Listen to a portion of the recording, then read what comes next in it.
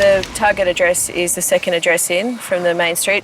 Kung, Rafiq and Michelle, just position yourself in the backyard. It's the final briefing before an immigration operation on an Indonesian restaurant. Information's about one person in particular, and it is that she will not be wearing a uniform. It's a restaurant. If there's a lot of people in there, we'll move them into the dining area and identify them there. Okay, we all clear?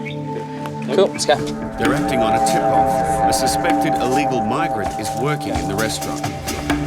Okay, guys, we've got to go. Front and back are covered. The officers move in. Kung, we've made entry. Just stand by. So are you the owner? Yes. Yep, okay. As I explained, we're here with a search warrant. There's no need to be worried, lady. I have reason to believe there might be somebody here who doesn't have permission to work or may not have permission to be in Australia. That's my search warrant. We just need to see photo identification. Can you hop up, please, madam? Do you have a bag here at all? Hop up, A handbag? please? Hop up. With your identification? Ma'am, do you have any identification? In arrivals at Sydney Airport, flight BA9 is in from Thailand. We have some information that makes us believe that we may have a narcotic courier on this flight. Getting heroin, opium and ephedrine. How's your English, okay? Yep. All right.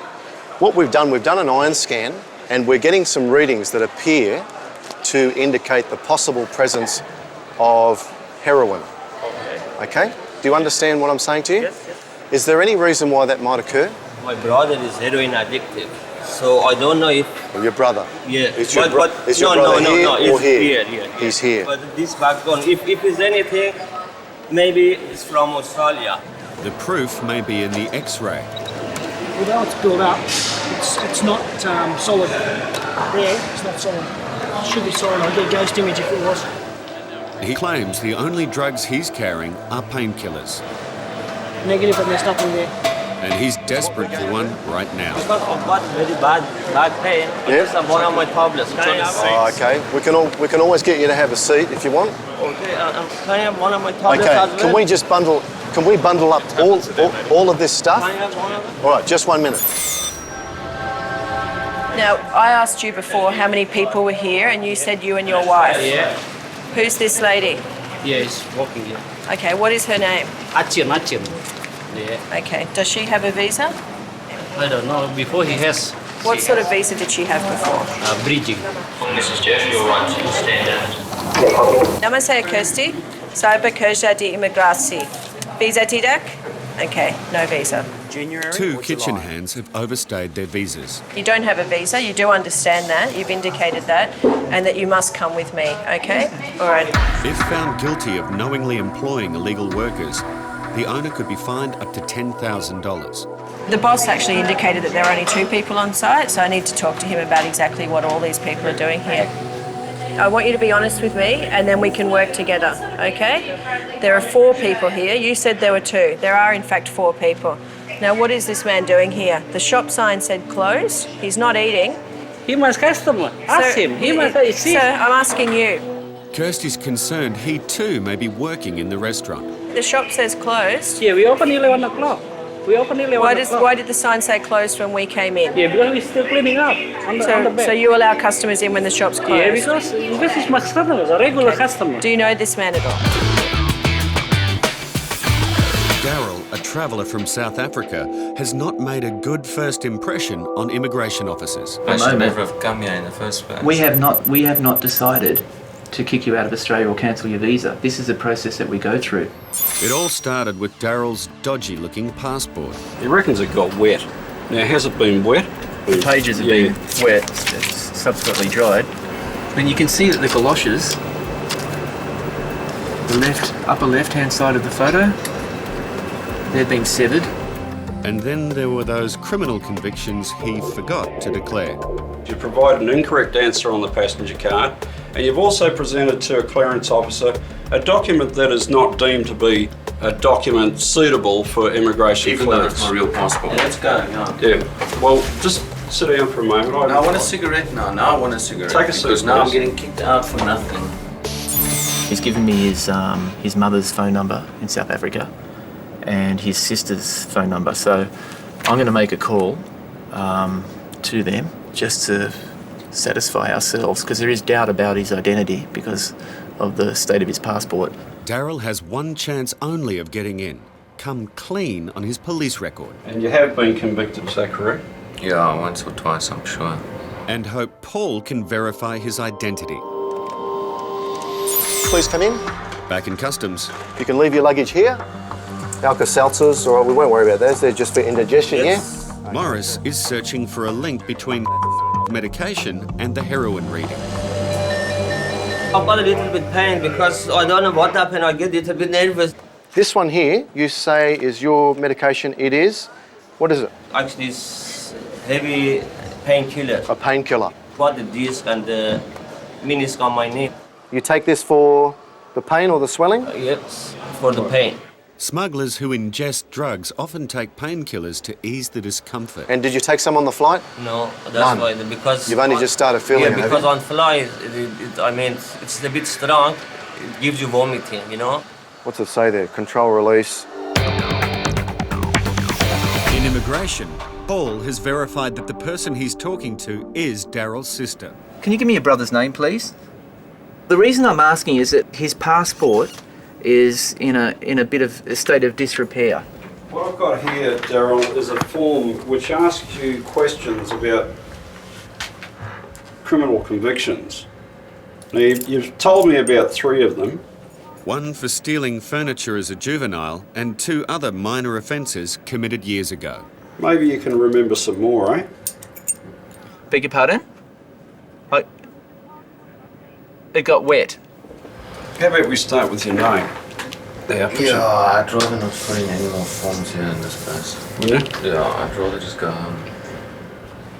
Did you see him off at Johannesburg Airport? And so at that time they had concerns about the passport, is that correct? Is there any information that could be asked in this piece of paper here that could incriminate you further than what information that you've already provided has? I've never harmed anybody, I've never done anything bad to anybody. It was just all my own doings. It's just get me on a plane and send me home. Daryl's had enough, but he's in for a surprise. We need to detain you in our immigration detention centre because there is not an available flight to South Africa today. So what's that? Would you be able to give us a physical description of what Daryl looks like, please? Long brown hair, yeah. Brown eyes, scar on face. In jail? No, it's a detention centre. You're joking with me.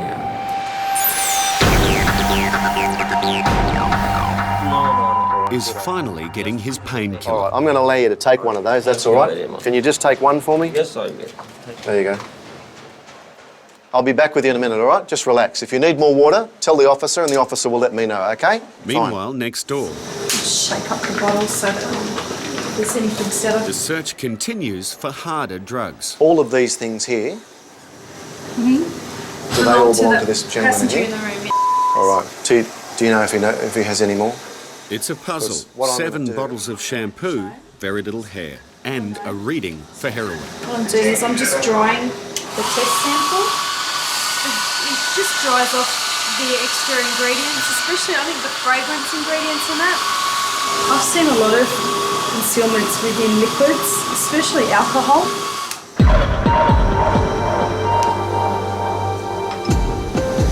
That's a negative for the Tested all those. These have, they've been x-rayed. X-ray, nick test, iron scan. Iron scan's negative. All right, okay. Nothing. And just one more bottle to test. 2 illegal migrants have been detained in a Marrickville restaurant. Because you don't have a visa, I'm detaining you under Section 189 of the Migration Act. Now it's a customer being questioned. This regular customer. Okay, what has he ordered? Yusuf says he was just waiting for takeaway. You can add him. If he's a customer, has he made an order yet? Yes.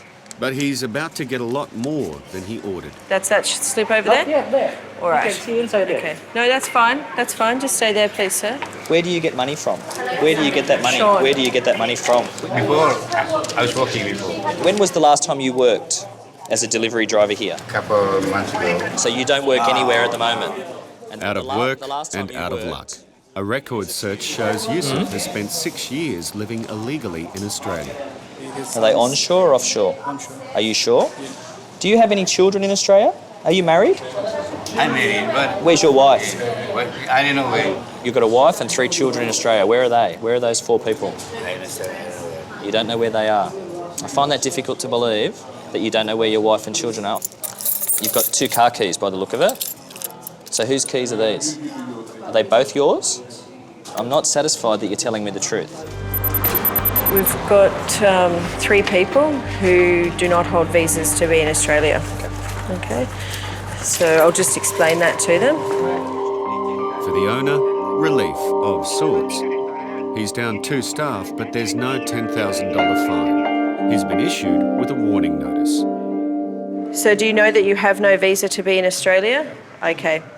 The Migration Act says that if you don't have a visa, you must be detained, okay? So I'm detaining you under Section 189 of the Migration Act. All for all 3. Rafiq, yep. Just watch your step. Madam, you say goodbye here. This way. Say goodbye, it's time to go now.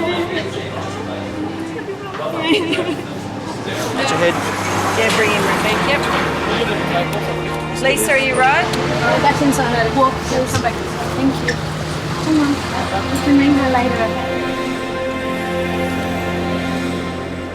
You can sit here if you want. Do you want to sit here? Just in the van for the time being until we identify. Yep, we'll go to your car in a minute, okay, sir? Just take a seat in there. All right, I'll give it another shot.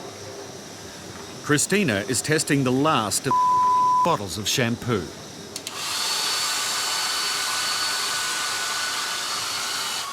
Minute traces of heroin have already been found in his bag. Yep, Coke. Can you go tell Morris it's Coke? Is you cautioned? It's not what they were looking for, but it's not pure spa either. The shampoo is yours? Actually, it is big bottles. That's 4 shampoo, 2 conditioner. All right, okay. Now, one of the other officers has done some narcotic field tests of the shampoo, and we've got some positive results for what we believe to be narcotics. Okay? So based on that, time is now? 7:15. I have to caution you, okay? Under Australian law, I'm obliged to tell you that you do not have to say or do anything. Anything you say or do may be used in evidence. Do you understand? Yes.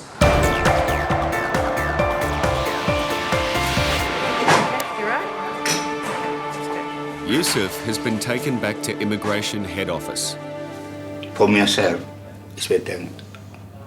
He sent me back to Nigeria. So you're happy to go home? I'm happy to go home. After 6 years living illegally, Yusuf has finally given himself up. When did you last have contact with your wife? No, Yeah. I forgot everything. But he won't give up his family. Now, today you had your daughter's car. Yeah, you can keep the car after you No, send no. it. I don't want the car. I'm wondering if you have regular contact. So if you speak to her or see her each day. I think you might. If you see me like this, then maybe my wife, my children will be crying. I don't know, like that. Okay. Take me to fill out, and then Alright. when you buy me the ticket. Okay.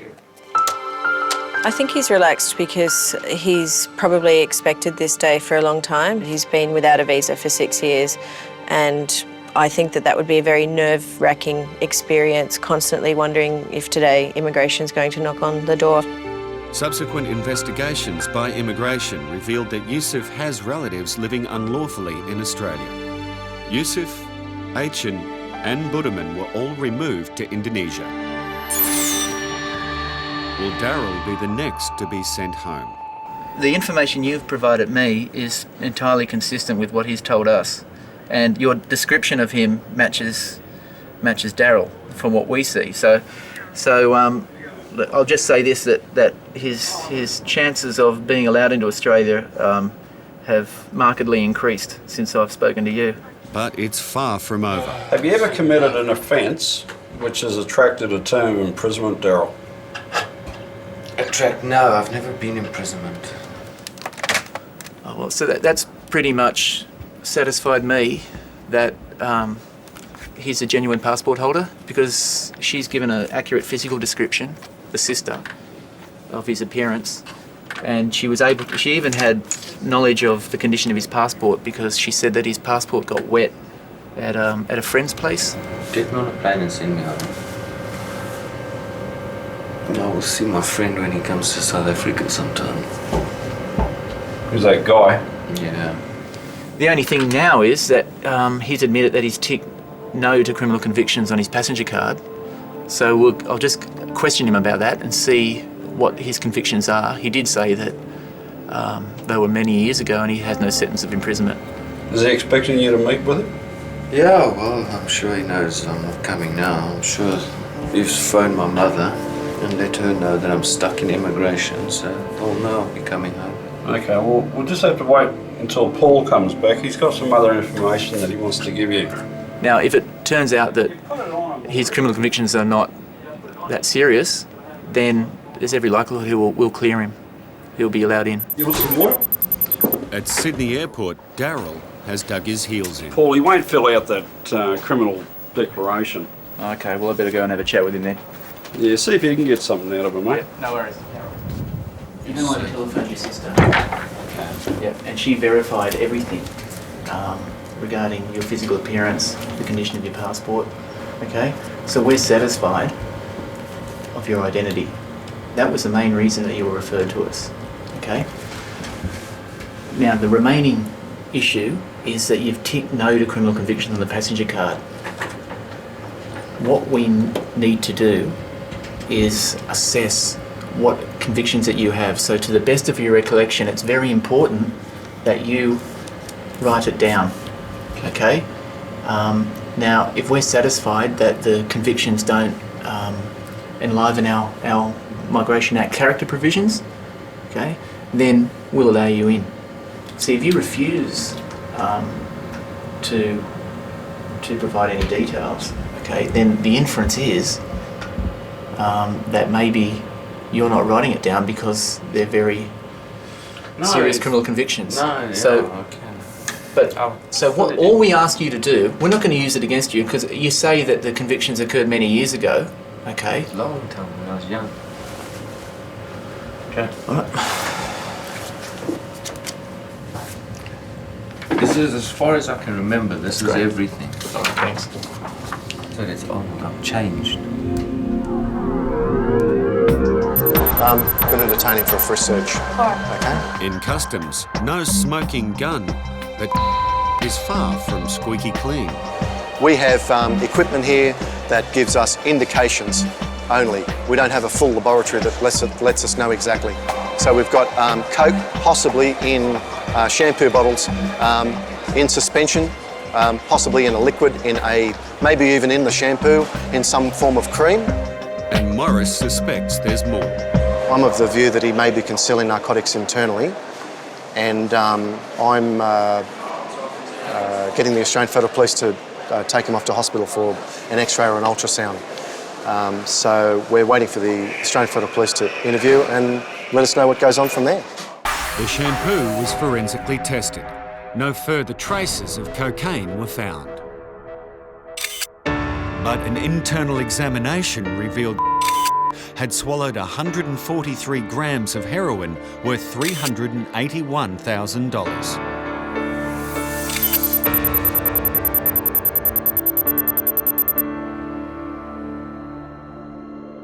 Paul has confirmed that Daryl's offences were all minor, committed years ago. There's now just one question remaining. Why did you tick no?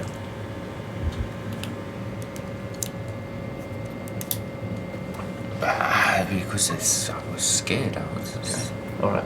You know, well, it's not a nice thing to do. Yeah. Tick. What I'm inclined to do today is exercise my discretion and not cancel your visa. And it's on the basis that the convictions will allow you in. Thank you. Okay? But in the future, when you travel into Australia, you need to correctly tick the boxes. You come out now. Serious? Yeah.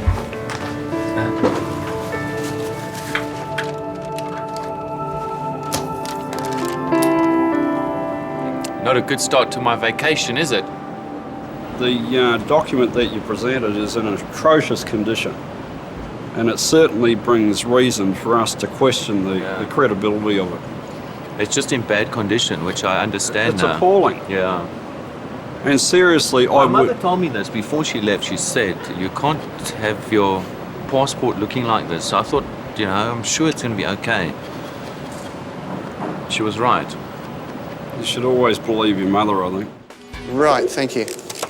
That was customs. They've just completed a baggage search on a young female passenger.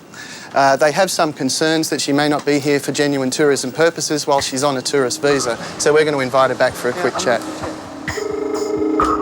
Peter has a Korean interpreter on the phone. My mother? No, it's an interpreter. But something's gotten lost in translation. What are you talking about? Are you crazy? Huh? Get out of my way!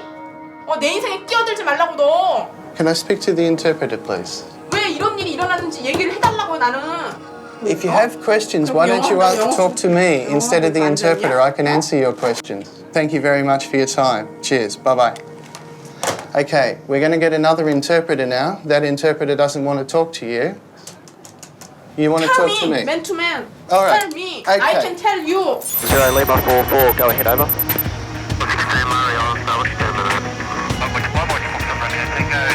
The top end. We will be investigating this target, over. Coastwatch has spotted a boat taking cover in the mangroves. Over, we'll be standing by. Illegal fishermen, drug runners or human traffickers.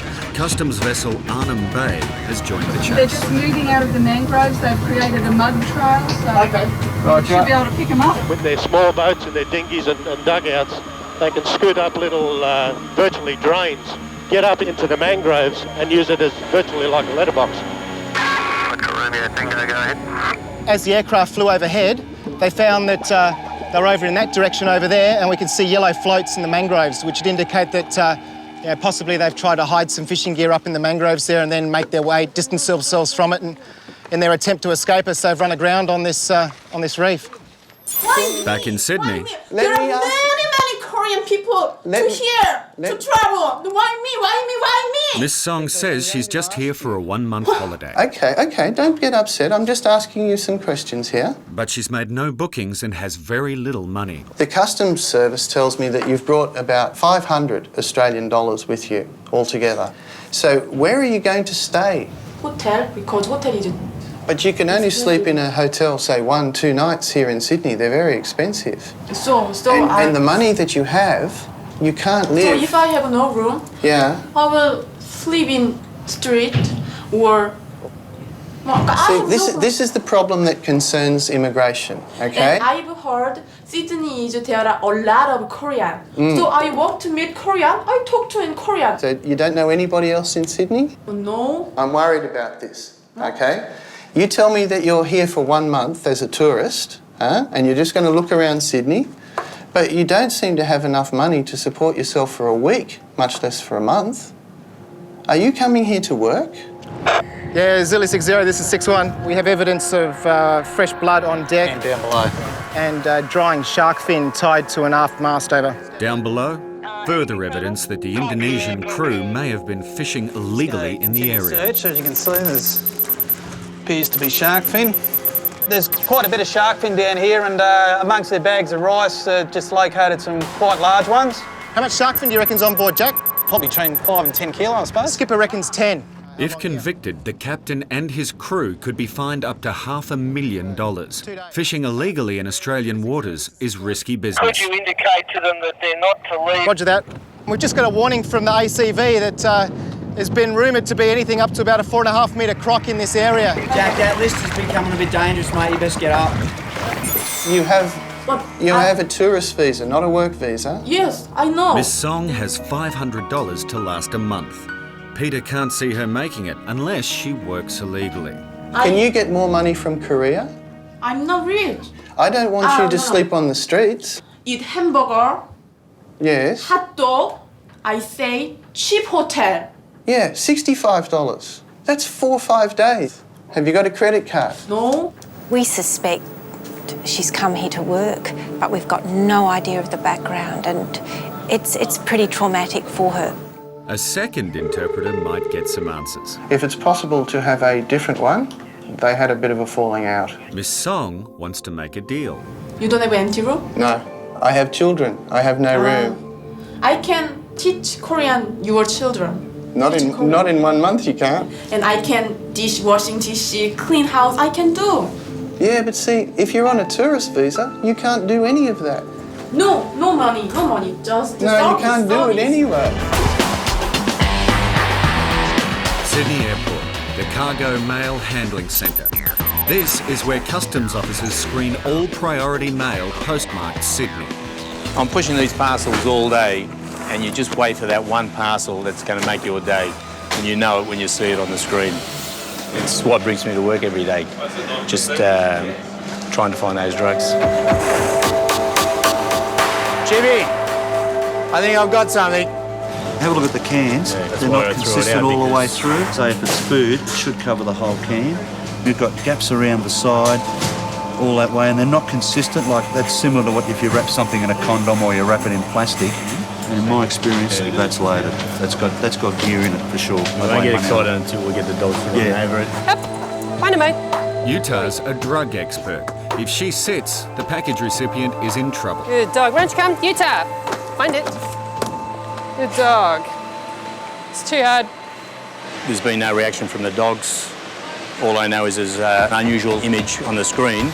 I'm just going to go and talk to my boss. Miss Song is having a moment to cool down while her case is assessed. I've finished my preliminary chat with this lady. Yeah. It's one of those ones we could call 50-50, quite frankly. I actually believe her when she tells me that she's a bit of an artist, a bit of a young, free spirit, and that her plan was really to link up with young Koreans and DOS. She said at first that she'd sleep on the streets if she ran out of money, but then she said she'd go home. It really is... Has she got a credit card? No, she's got no credit card. She's got no access to any further funds. Peter, I think it's not 50-50. You don't think it's 50-50? No. It really... I mean, she'd exhaust the funds in 2 or 3 days. I know. Yeah. I know. And then she's destitute. Unless and then she what finds her happens? young Korean friend who gives her a bed and a meal and all of that, but it's a lot of ifs. She might advance other reasons that I haven't already heard, so we'll listen to whatever she has to say, and then we'll make a final decision after that. Back in the mailroom, the dodgy package includes 2 cans of soup. There's no liquid fuel in the cans. But Arthur's not buying. It says 425 gram. They don't feel that heavy, so I think I'm going to weigh it. All right.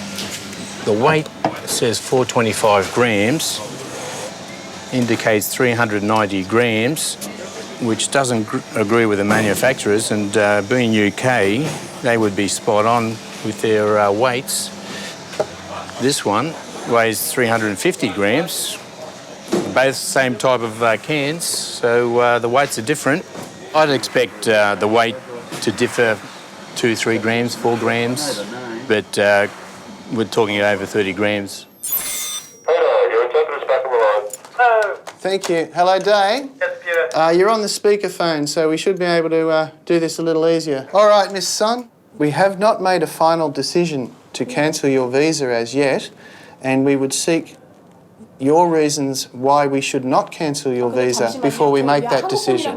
Miss Song tried shouting her way into the country. She even offered Pete free housekeeping. This is her last shot. I collected every money that I could find, and I spent all of them to buy the airline ticket, and the leftover I brought here with me. But I didn't know the airfare was so expensive, and the exchange rate was just terribly high. I left the country for this trip almost like a runaway, and I don't see any meaning in my life. Could you allow me to travel as long as my money runs out? But the problem is, Miss Sun, you've only brought enough with you to last you till this weekend. I can leave this country on weekend. Yeah, well, I'm afraid that your ticket is booked for sometime in February. And we intend today to consider the question of your cancellation. Miss Song hasn't told Peter the whole story. She hasn't played her final card yet. Had some decent shark fin on board, I know that much. It's worth between $4,000 and $8,000. The boarding team is now searching for proof that it was fished from the area. We're just going to make our way into the mangroves now and take a look at those yellow fishing floats. We saw rock tracks going up the beach and into a swamp, so they're in the area. At the moment, I'm very quickly chucking these floats in the boat because I want to spend the least amount of time on the beach as I can. And it's not just because of the crop warning. A return now, over. A second foreign vessel has been spotted in the area. This is 6-1. Hello? English anyone? We have 6 persons on board. The vessel's name is Bella Vista, but at this stage no fishing product found. The Indonesian captain claims they're here sheltering from bad weather, but Customs is not convinced. Just a very warm boat, a very warm motor. Means that they've only just recently motored to this position, or that they've had the motor running, and then possibly worked out that we were too close to make a break for it. On board the Indonesian fishing boat, The weather was no good.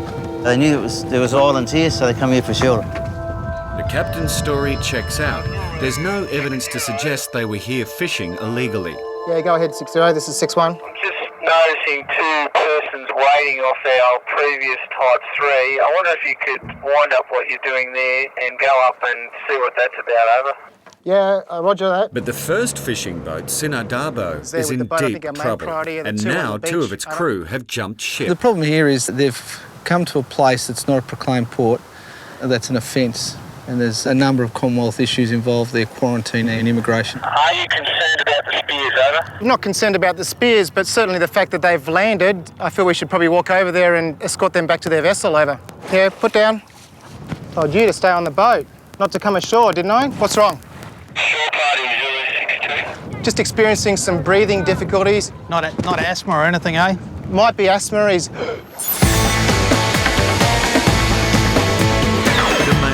Sydney Airport. Now I think we're onto something. Both cans of soup weigh much less than they should. And it's definitely not soup. There's something inside it.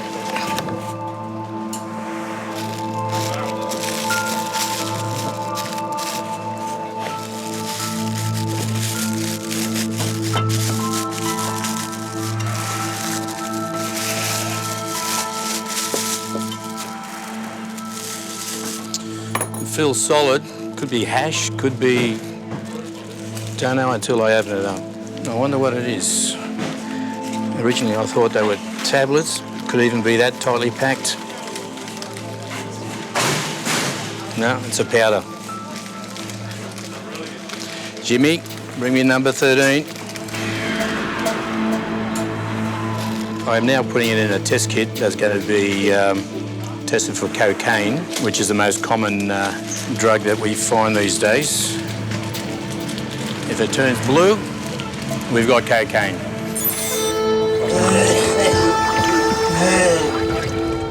Nightfall in the Wessel Islands has brought with it a rising tide and a rising temperature. We have a male person, 45 years old, suffering with difficulty breathing and chest pain. He's coughing up a white phlegm. And apparently it's only a new occurrence in the last week. It's an ongoing asthmatic problem. Getting the vessel off the reef has become a matter of urgency. That current's fair roaring at the present time. We can try, mate, but you know what I mean? Once you get it Probably loose. safe once it's sitting here and back off on the slack water. And we want to aim everything at the ACV. I reckon we might be a goer. I'm just everything from the stern now. We're still on the rock. Guys, you got to start pulling. Put your tension on it. Tension on that rope. The vessel that we've just pulled off the reef, he's now claimed he's got an engine problem. My concern is that he might be setting us up for a bit of a sucker punch here, making us think that he hasn't got the capability to move off under his own steam. At this stage, everyone's very tired. I want my guys to get some sleep. And I'm not unconvinced that this guy might make a move later on tonight. And there it is. Very pure stuff with that colour blue. Now I feel like a winner. Now I've got the grin because it's confirmed. Proof positive. The soup cans contain cocaine. Yep, okay. You'll come out this afternoon. Thanks very much. the Australian Federal Police seized the package.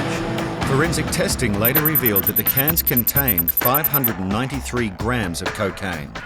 That's a street value of around $120,000. They've become very good at it because usually there's indicators on the can that gives it away, but as you can see, it looks quite normal. The parcel will now be repackaged and used as bait to catch the drug trafficker. 시내만 구경하고 가겠다고. But I just want to travel around in the city. Our God. Miss Song has saved her best till So last. apart from you just wanting to see Sydney for a couple of days until your money runs out and then go home, do you have any other reason why your visa should not be cancelled? I've got somebody to see. Who have you got to see? You told me you knew nobody. What's that person's name? 그 사람도 저를 알고 저도 그 사람을 알거든요. The person knows me, I know him. But you can't tell me this person's name. 이름은 누군지 이름을 말할 수 없잖아요. Famous Korean man with the surname of Un, but I can't tell you much about him. I just got a feeling that he's here. I think you're lying to me, Miss Sun. Either you were lying to 그 me. 사람이랑 결혼을 하고 싶어서. Either you were lying to me before when you said you knew nobody in Sydney and you had no contacts here, or you're lying to me 얘기한 now. 이유는 그 사람을 못 만날 수도 있기 때문이에요. Okay, Miss Sun, I'll be back in 30 seconds. Peter now thinks he's heard it all. I've served the notice of intention to cancel. In her reasons why the visa shouldn't be cancelled, she's come up with a new story. You're kidding? No. She now tells us that she's here to marry somebody, another Korean gentleman whose name she either doesn't know or doesn't want to tell us. She has a feeling that he's here but doesn't know that he's here and has no contact details that she either has or is willing to disclose. So I said to her, look, the first reason you have insufficient funds to be the tourist for your proposed period of stay. You've now come up with a different reason for you coming here, and that doesn't accord with the purposes of a tourist visa anyway. And I think she was making that second story up as she went along, quite frankly. Yeah. He's very famous, apparently, and linked to the South Korean president. But she can't remember his name. I don't know. I'd worry for her if she were in Australia on a tourist visa. I'd worry that she'd be prey to unscrupulous people. All the reasons for coming now are just completely gone. So? She might come up with a third story. The medical emergency is over. This is our guys having all the breathing difficulties, smoking the cigarette and shouting instructions. Doing that this morning. Yeah. Miracle, isn't it? It appears to have been a diversion. The crew has now confessed to having long lines out to sea. I jogged on the telephone the consulate at Indonesia di sana. I've just told the captain that because he's been fishing here, he will now be going to an Australian port, namely the port of Nhulunbuy, where he will talk to the Department of Fisheries in relation to his fishing venture here. But first, a detour to collect one final piece of evidence.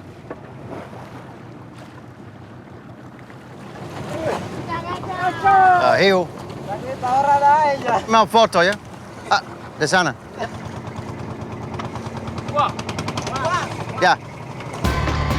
The owner, the captain and a crew member were charged with fishing illegally. The captain and the crewmen both received good behaviour bonds. The owner, a third-time offender, was jailed for 30 days. After serving his sentence, the owner posted a bond for the release of his vessel and sailed back to Indonesia. In immigration, that you do not have sufficient funds to be able to support yourself here as a tourist, and we intend to cancel today your tourist visa.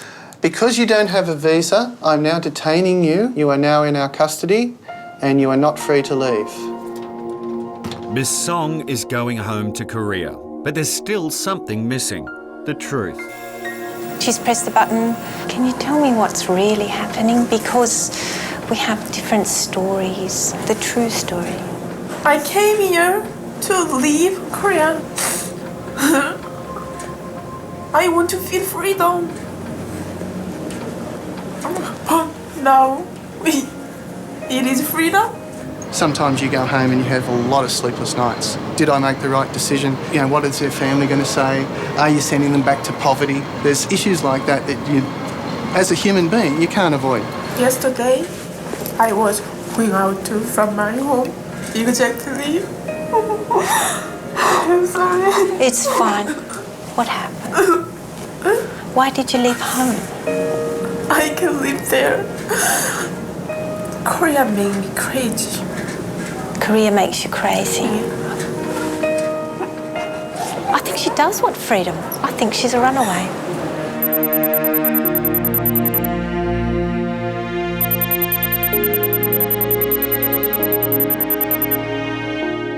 I'm just looking at a car here. Just one area in here that's a little bit different.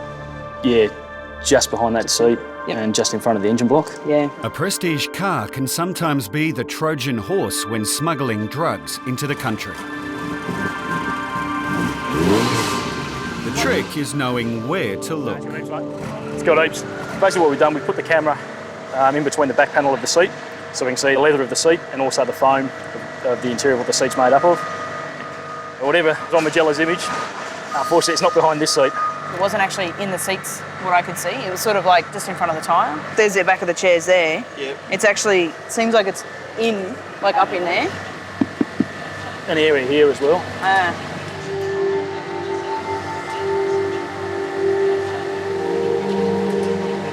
Right, hang on mate, come back a little bit.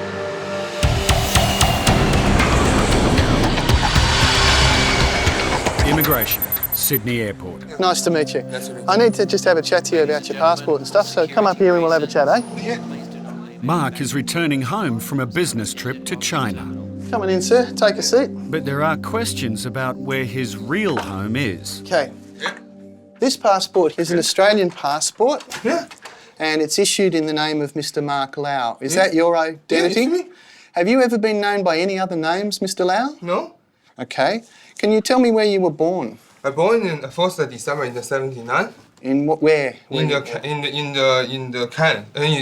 Darwin. In Darwin. Yeah. Okay. So is English your first language? I can speak English and Mandarin. Okay, because you speak English with an accent that I would not normally associate with somebody born in Australia. Yeah. Do you have any comment about that? Because most time in my family I'm speaking for the Chinese. It's my problem. All right. Is that the first passport that you've had? Yes. Okay. We have received information that says that this passport may have been fraudulently obtained.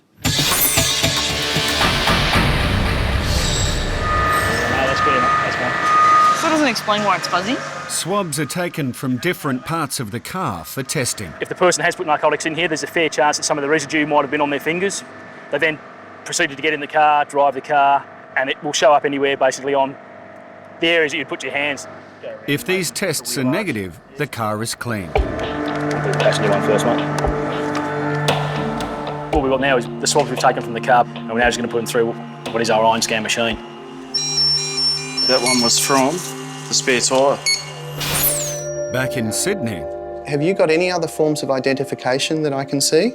I got everything in here. Mark's having a hard time convincing Peter that the passport is his. Do any of these forms of identification predate the issue of this passport in 2002? Yes, I think I got a couple of credit cards before this dates. Okay, all right. I opened this company before I got the passport. Okay, when did you open your company? I think in 2001. In 2001. My company originally turnover is over $20 million, man. No small amount. Your company turns over $20 million. What do you do? I do the DVD sale. But there's a missing piece to this puzzle. So you opened your business in 2001. Yeah. But you didn't ask for your passport until late 2002. Yeah. You had no need for a passport before then? No. You used this passport immediately after you got it? Straight away? No, after 1 month or 2 months. Because in the Christmas time, I need to go to China for the purchasing meeting, something like this one. Yeah, I see that you went to Hong Kong in December 2002. Yeah. Okay. I've been to Hong Kong, Macau, UK, Germany, Switzerland. It's unbelievable. Yeah, well, information's come up to us that we have to talk about. What have you got? I got a Pontus Plus car. How many times I can fly before I get this one? You can check. Oh yeah, frequent flyer points. Yeah. Yeah, for the Plus one. Mark may have a great credit rating, but it's his identity that's in question. Okay.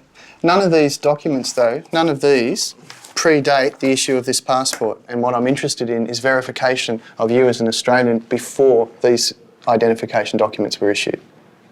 His passport is only 2 years old, and he doesn't talk like a man who's lived in Australia his whole life. This is no fair for me, man. I got everything in here.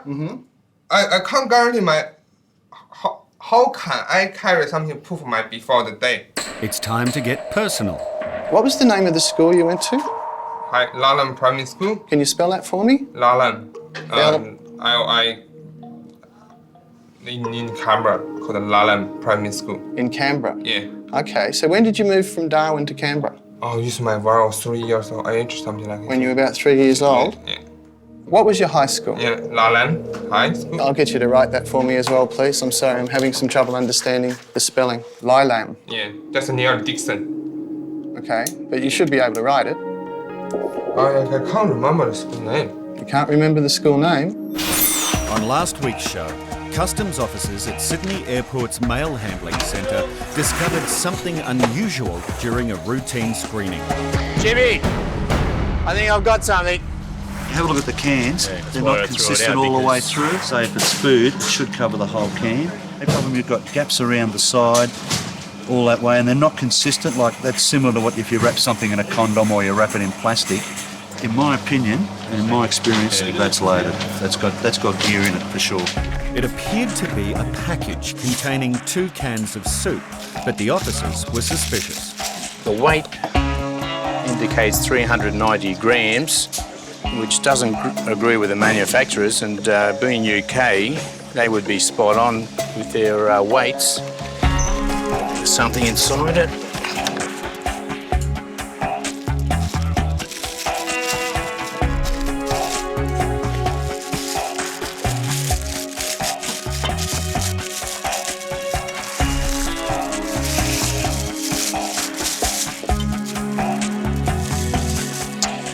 Feels solid. Could be hash, could be... I wonder what it is. Originally I thought they were tablets. Could even be that tightly packed. No, it's a powder. Jimmy, bring me number 13. I'm now putting it in a test kit that's going to be tested for cocaine, which is the most common drug that we find these days. If it turns blue, we've got cocaine. So far, Mark is not scoring well on the Mark test. What was the address that you lived in Canberra? I live in the 31 Lichen Street. Lichen Street? Lichen Street. L-I? L-E-L-G-E-R. I'm sorry, please. For what period would you say during your childhood your parents were living full-time in Australia? I think when I'm from year 1 to year 7. Year 1 to year 7? Yeah. And then kindergarten. And what happened after that? After that, I just like my father always go traveling around. So you live with your mum? Yeah. So your father left Australia about 2 years ago? Yeah. And he went to France? Yeah. I'm just going to ask one of my colleagues to do something for me and then I'll come back.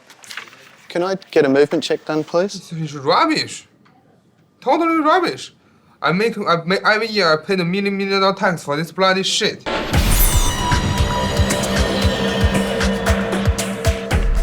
Back in Melbourne, traces of drugs have been found on the Ferrari. We've had an alarm for a possible detection of ecstasy. It's come from the spare tyre. What I'd like to do is I'd like to go out and retest it again. So I'll go around the top, the side, the bottom.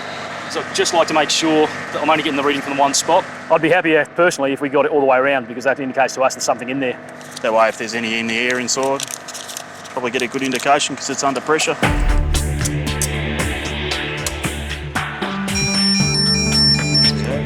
Driver's side in. Well, we seem to be getting alarms from other areas on the tyre now. I guess if we continue to get this, then we'll definitely have to chase that tyre up and pull it out and probably X-ray it. Go for the base. I think the interesting one now will be whether or not we get it off the air valve. The Ferrari is worth $60,000. Another one. So it's all the way around the rim, we've got those results. But it could easily contain ecstasy worth many times that. Now it's a case of covering the bases.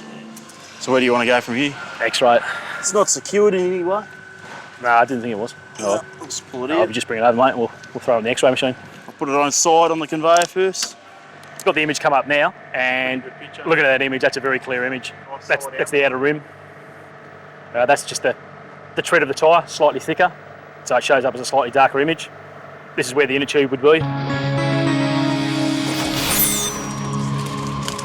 And there it is. And very few stuff with that colour blue. Their suspicions were right.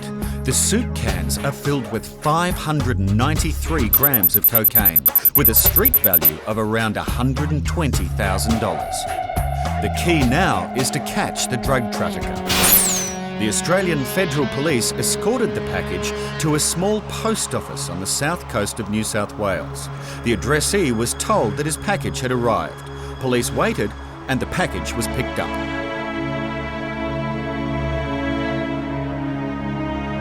Greg, the addressee, said he met a man during his honeymoon in Bali.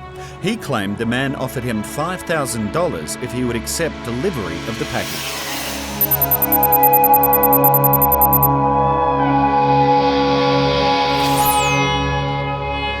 There's no anomalies there that I can see. Nah, in this instance, there's definitely nothing in that tyre. Traces of drugs have been found in the Ferrari, but so far, no hard evidence. There's always a possibility that the X-ray may have missed something, given the location of perhaps where the drugs are. It might come up as a smudge, as is shown on the X-ray. So we'll certainly concentrate on those areas. Wearing special socks so he doesn't scratch the expensive Duco, Alpha, the sniffer dog, will do the final test. It's a good boy. Find it. Nothing. The Ferrari is clean. The results from the tyre swab were wrong. The only thing I can think of with the ecstasy readings is a possible reaction to the rubber compound of the tyre.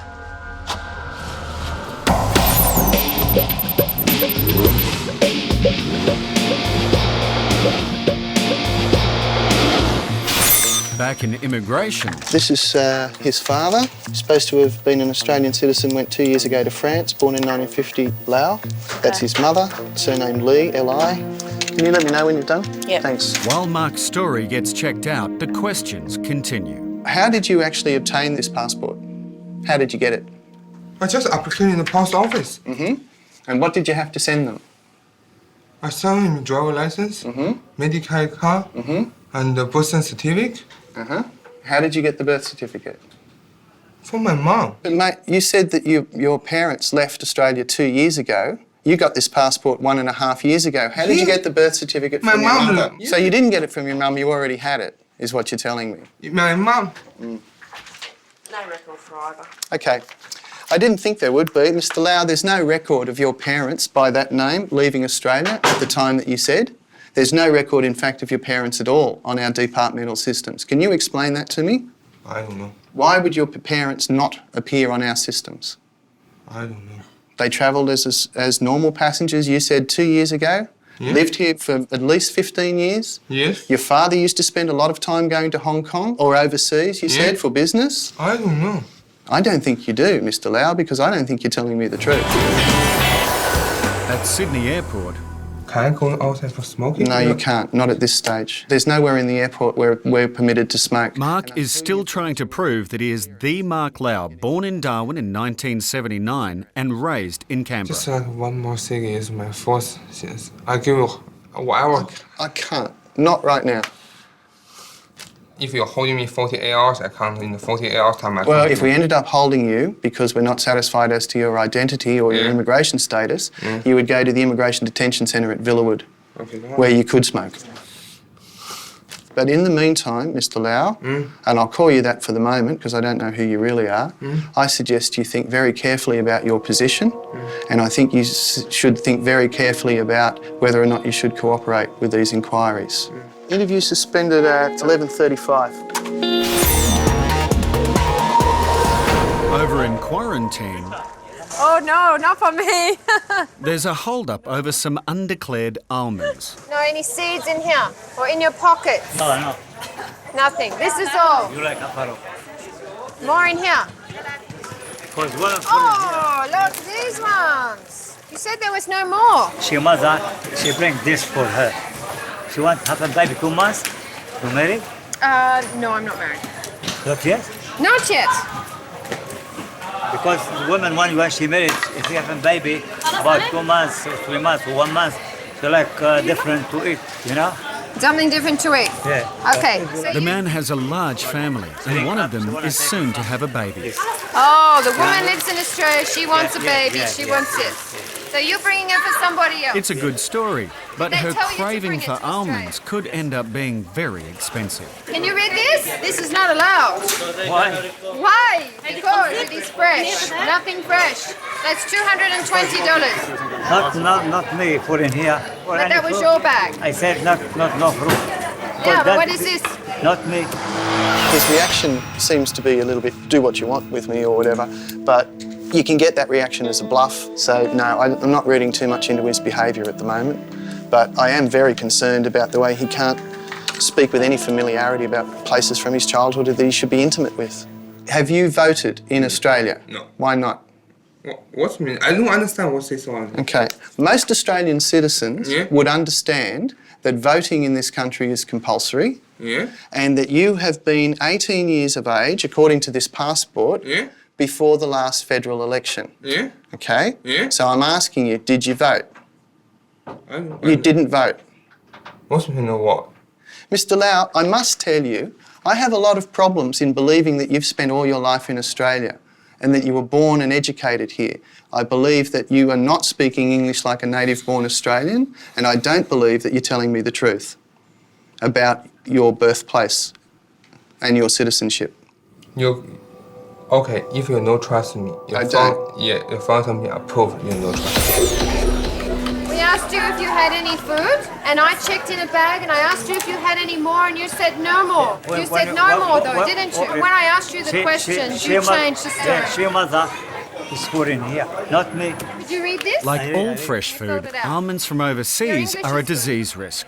The man admits he signed the nothing to declare card without reading it. I haven't got the glasses, you know? So you didn't read it because you haven't got glasses? No, no. I'm going to give you your first and only warning. Okay, this is a warning. Do not bring anything like this again, okay? What do you do with it? What do I do with it? Yeah. It gets put in a bin and destroyed. I didn't find him tonight because I believe that he didn't pack the bag. It's his first time back into Australia, so tonight's his lucky night.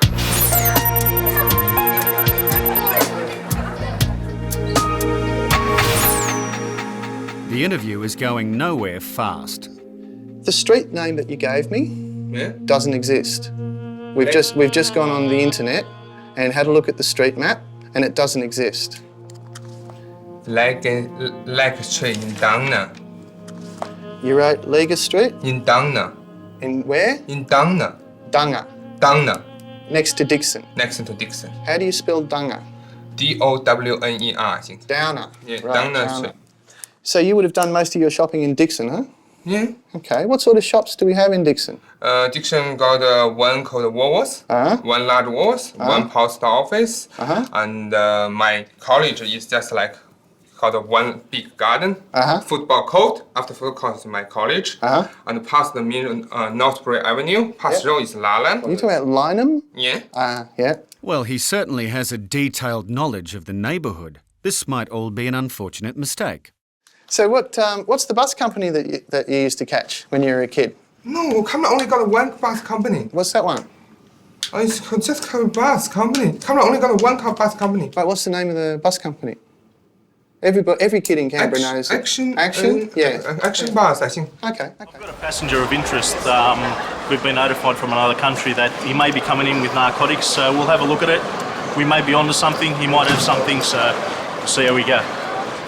Have you got a list of drugs? No. No? Okay. So you've been Tennessee? Right. Over to Canada? No, Tennessee to Dallas.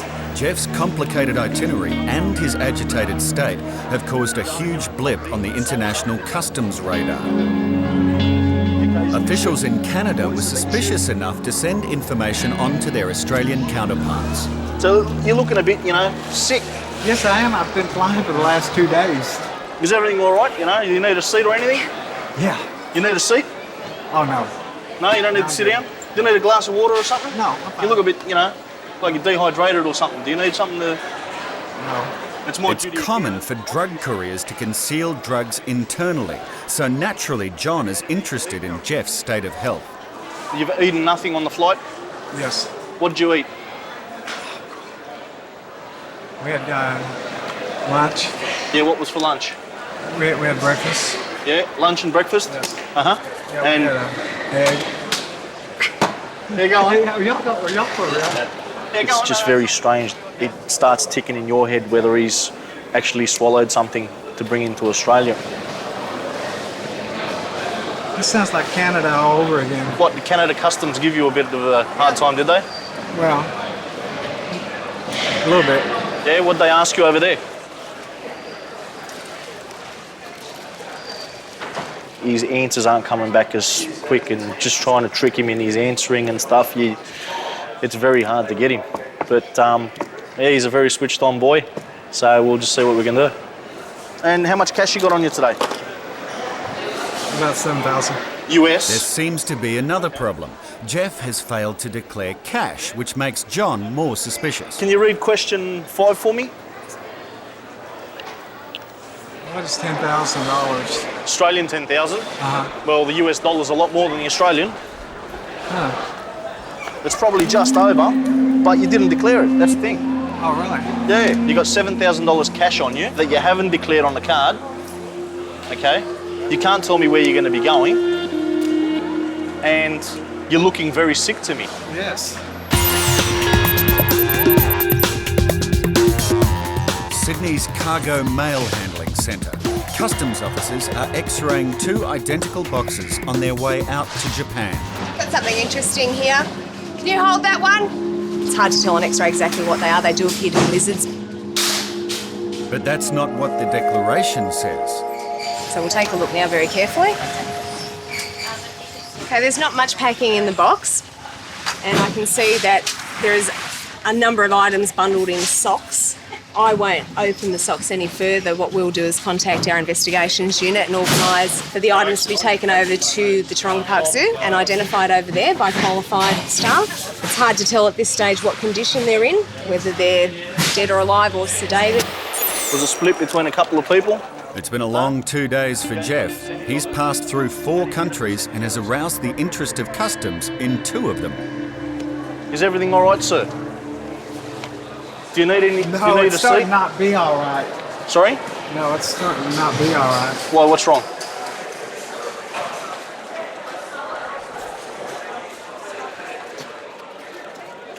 I'm not going to ask some more questions. Sorry? I'm not going to ask some more questions. You're not going to answer any more of my questions. I think I better. But you still haven't given me a reason why you're coming to Australia. What did President Bush do, you guys? Sorry? What did President Bush do to your country? What did President Bush do to our country? What's that got to do with anything? Gut feeling so far at the moment is pretty good. He's struggling answering questions. He's very agitated. He's just moving around like he doesn't know what he's doing. It just seems like he's out of it. So we could have something. We've actually now discovered that there are 9 boxes in total. They all appear to be coming from the same sender going out of the country to Japan. The boxes are being taken to Taronga Zoo. There the contents will be identified, dead or alive. The animals haven't been properly packed. There's no sort of water supply for them. There's actually even no packaging around the box so that they're able to move around and be damaged, bruised, even killed. 9 boxes? There's some in the back seat as well. So if we can just kind of unload them all and then find out what they are, and then we'll take the boxes back. We'll just set up in one of our treatment rooms there, and we can just have all the boxes lined up and just work through them slowly. We will be looking at fingerprinting, so obviously the need for gloves is very important in this case.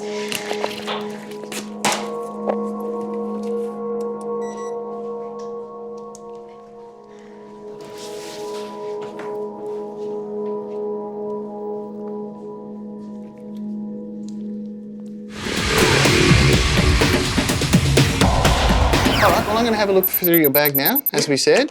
So I'd like you to open it for me. Mark is still trying to prove that he is who he says he is.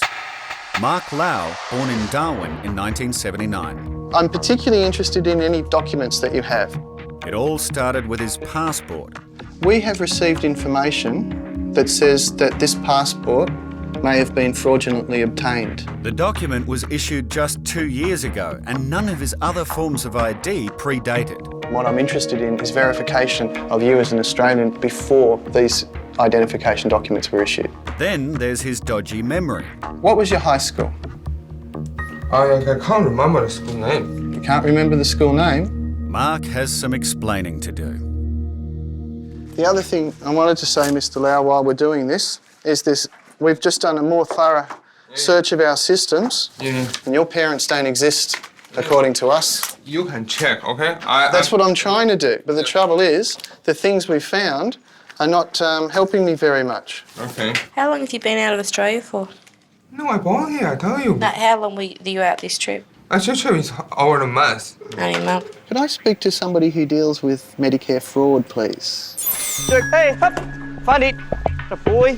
Almost every parcel and mail item that enters Australia is physically checked by officers of customs and quarantine.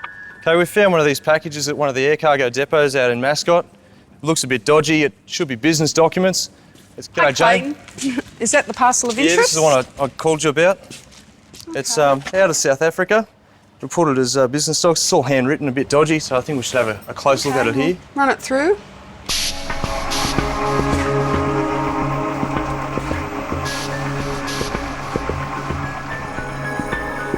Yeah, there it is there.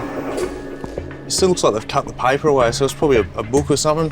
If we just sort of bring up the negative look there, that's really very, very organic. And You can definitely see the segments. It's clearly been cut away and placed inside. Just the difference when you enhance the edges, you can really sort of see where the cracks are. So it's probably something organic. Quarantine might be interested in this one if it's not anything else that we're interested in. Definitely warrants further investigation. Okay. At this stage, we don't know what's in it, but the area that it's come from is a known high-risk country, and the image on the screen has definitely given us reasons to look further. You always said Australia is multi-nationality. I don't think so. Mark has had enough. He is travelling on an Australian passport, but we're not so sure if he is an Australian. And one of the things he's got is a Medicare card. And I was wondering if you'd be able to answer this question, basically, whether or not he had a prior Medicare card to this one. If Mark's Medicare history predates the passport... Bloody country. ...and proves that he is Mark Lau, he'll be allowed in. Right. If not, he may be refused entry. Now, I've just sent a fax to the Health Insurance Commission about your Medicare card. How long have you had your Medicare card? This one, I lost the one. I just replaced a new one. Yeah, this is a new one, huh? Yeah. And you had one before that? Yes. And you had one before that? Yeah. How many Medicare cards have you had? Before, I come with family one. Yeah, you're on the family one? Yeah, I just a separate one. So is this your first separate one? Second separate one. Okay. The problem that we have still is that we still can't identify your parents from any departmental system. Okay. That's a big problem, huh? Oh, but if you can find the Medicare, I can go in there. Sorry? If Medicare can tell all the history, I can go in there. Well, it depends what they tell me. Okay.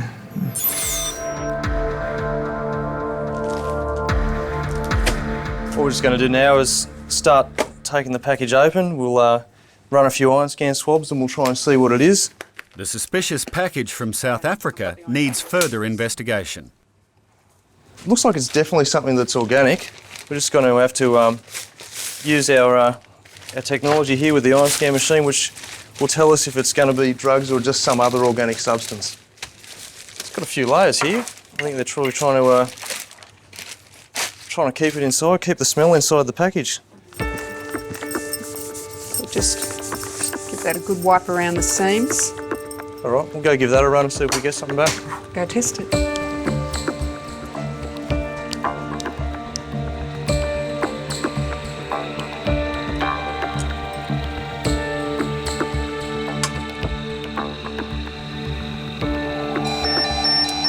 Okay, we've got a registering cocaine there at the moment.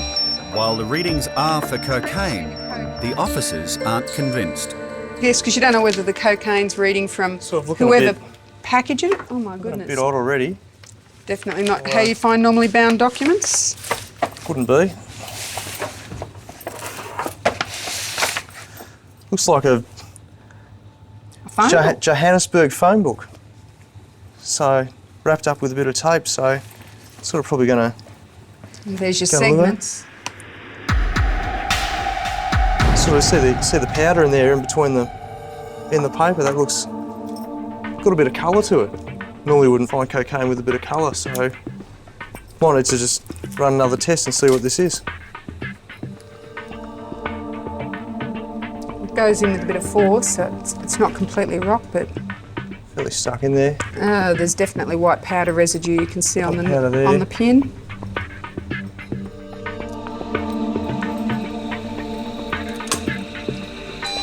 And there you go. We've got heroin. It's come up for heroin now, so it's come up with a pretty good reading for it. At Taronga Zoo, That's a shingleback lizard. Very poor condition. everyone's worst fear is realised. The box is full of native wildlife. I think he's very weak and he probably hasn't eaten for a long time. We'll just put them in individual bags, and once we set them up and warm them up, and that will sort of give them any treatment that they require. But the thing is, they're very cramped in these socks. This guy can't even straighten out. They would have been very sore in there. It's a cruel act, and one that offers a jail term of up to 10 years. Again, another shingleback, very poor condition, pretty much the same. Quite likely they've been already in these bags for a couple of days maybe. But they may have caught these ages ago as well, and they've just been keeping them, I suppose, and waiting for them to accumulate the whole lot. They are fairly valuable just due to the fact that they only have 1 to 3 young, and they are more difficult than other reptiles to breed. Because they're monogamous as well, so they don't sort of breed readily. Oh, I did hear around the $1,000 mark. US dollar. Multiply that by 9 boxes and trafficking is big business. When we get back to the office, we'll go through all of this documentation, obviously, to see if there's any clues as to the people who are behind this. At Taronga Zoo, It's a bearded dragon, juvenile. more than 40 lizards have been removed from the 9 boxes postmarked Japan. It's a bizarre sort of concept to me to do something like this to an animal.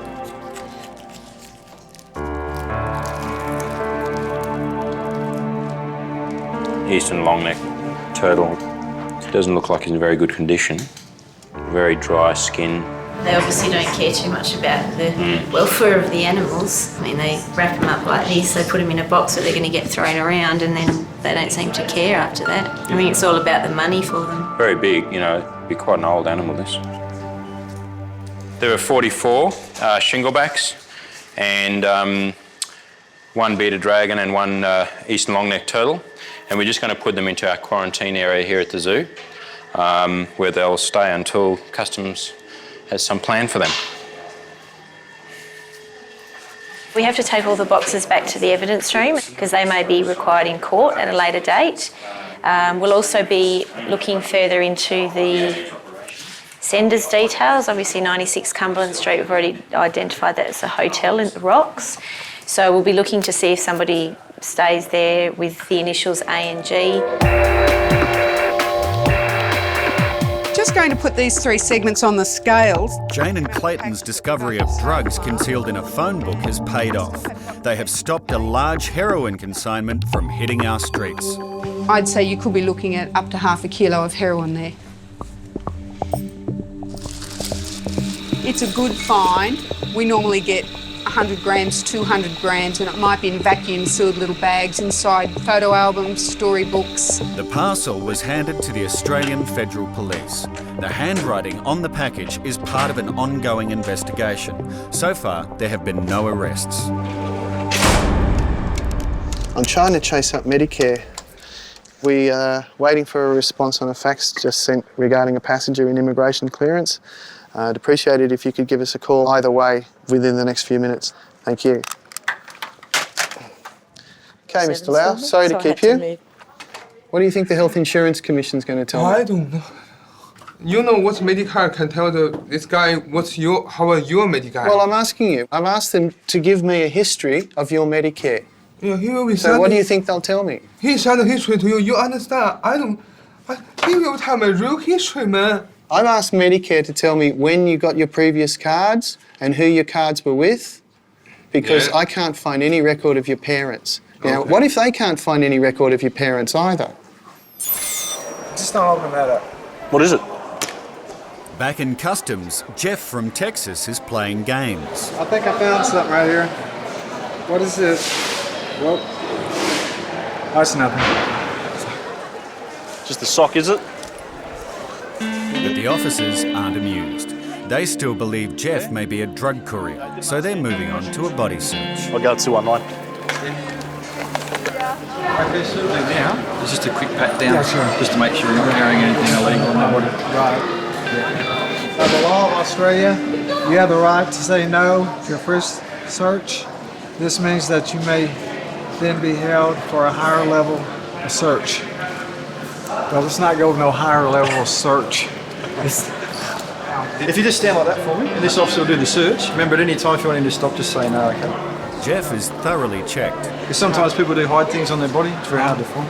But the body frisk is negative. Do you have anything in your shoes? No, nothing.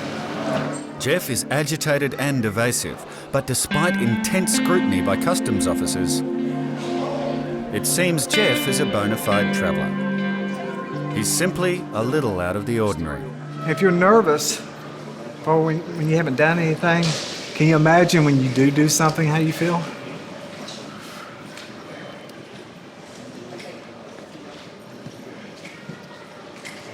You're right, you can take your trolley. Yes. It's all right. See you later. Have a nice day. Bye. I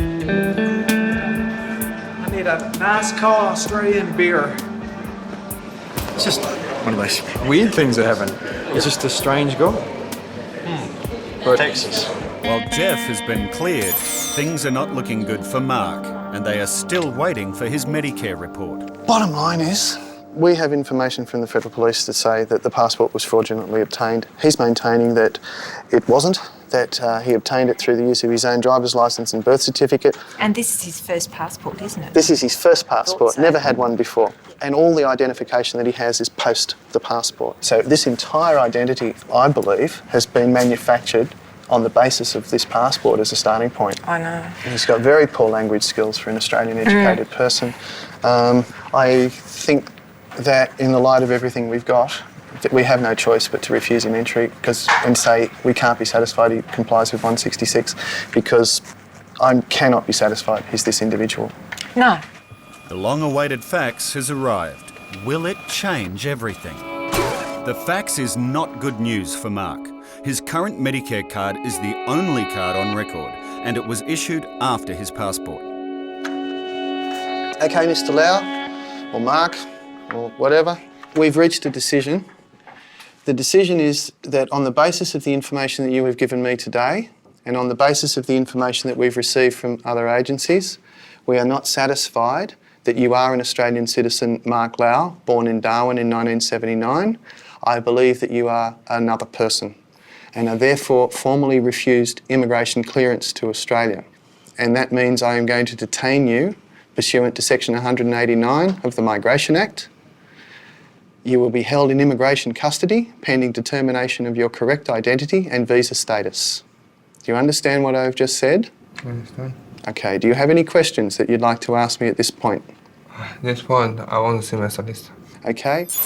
At Customs head office, we've identified the person at the post office who sent these packages. 2 of the packages that were sent yesterday from a post office downstairs in this building. The 9 identical boxes postmarked Japan contained illegal wildlife export, 45 lizards and 1 long-necked turtle. You've got to provide an ID these days with the anti-terrorist stuff that's going on to send packages overseas. We've just tracked down that ID. It's a Japanese driver's licence. They have the number, but no name. What we're doing now is trying to make some inquiries in Japan to see if we can track down a name to go with the licence number. Customs investigators identified 2 men allegedly responsible for the illegal smuggling, but they had already left the country. If they return, they may face prosecution. All of the animals survived. How can you approve? I'm not born in Australia. The question is not proof, the question is reasonable belief, okay? We don't believe that you are an Australian citizen. Okay. And where we're at is that you are now refused entry Yeah. and you are now in immigration custody. Arrangements will be made for your transport from the airport. And that would be to the Immigration Detention Centre in all likelihood. Interview suspended at 12:55. Mark was interviewed by the Australian Federal Police. He was charged with obtaining an Australian passport using a false birth certificate. Mark's real name is Hao Liu. Hao, a Chinese citizen, was fined $1,000 and given a 5-month suspended jail sentence. Hao returned to China and is subject to a 3-year exclusion period from Australia. Come around here. Can I just have this one first? Zhongjing is one of the tens of right to know thousands that of you're overseas outside, and I'll university cover that. students studying in Australia. The Australian passport holder? No, Chinese. Yeah. And how long are you here for? For 1 year and a half. What are you studying? Accounting. Accounting? Yeah. Zhongjing is being quizzed about her customs declaration. Parents paying for your... Yeah. Have you been to Australia before, or is this your first time?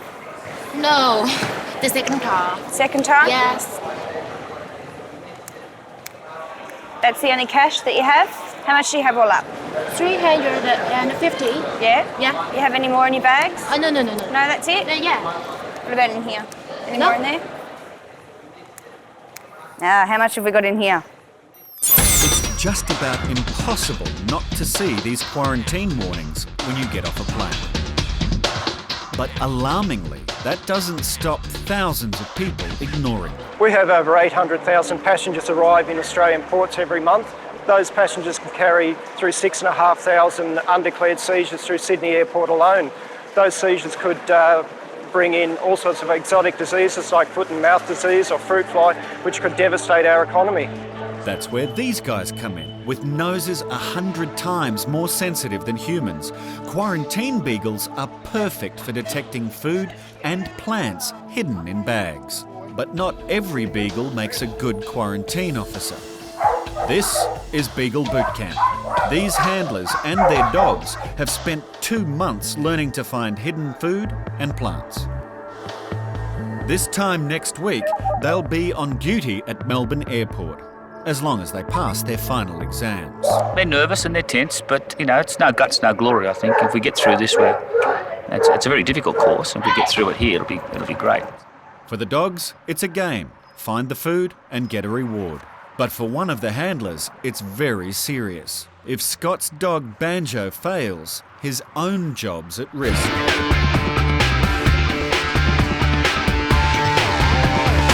All right, mate, you want to come in with me? We'll have a little chat. Your bags will be safe here.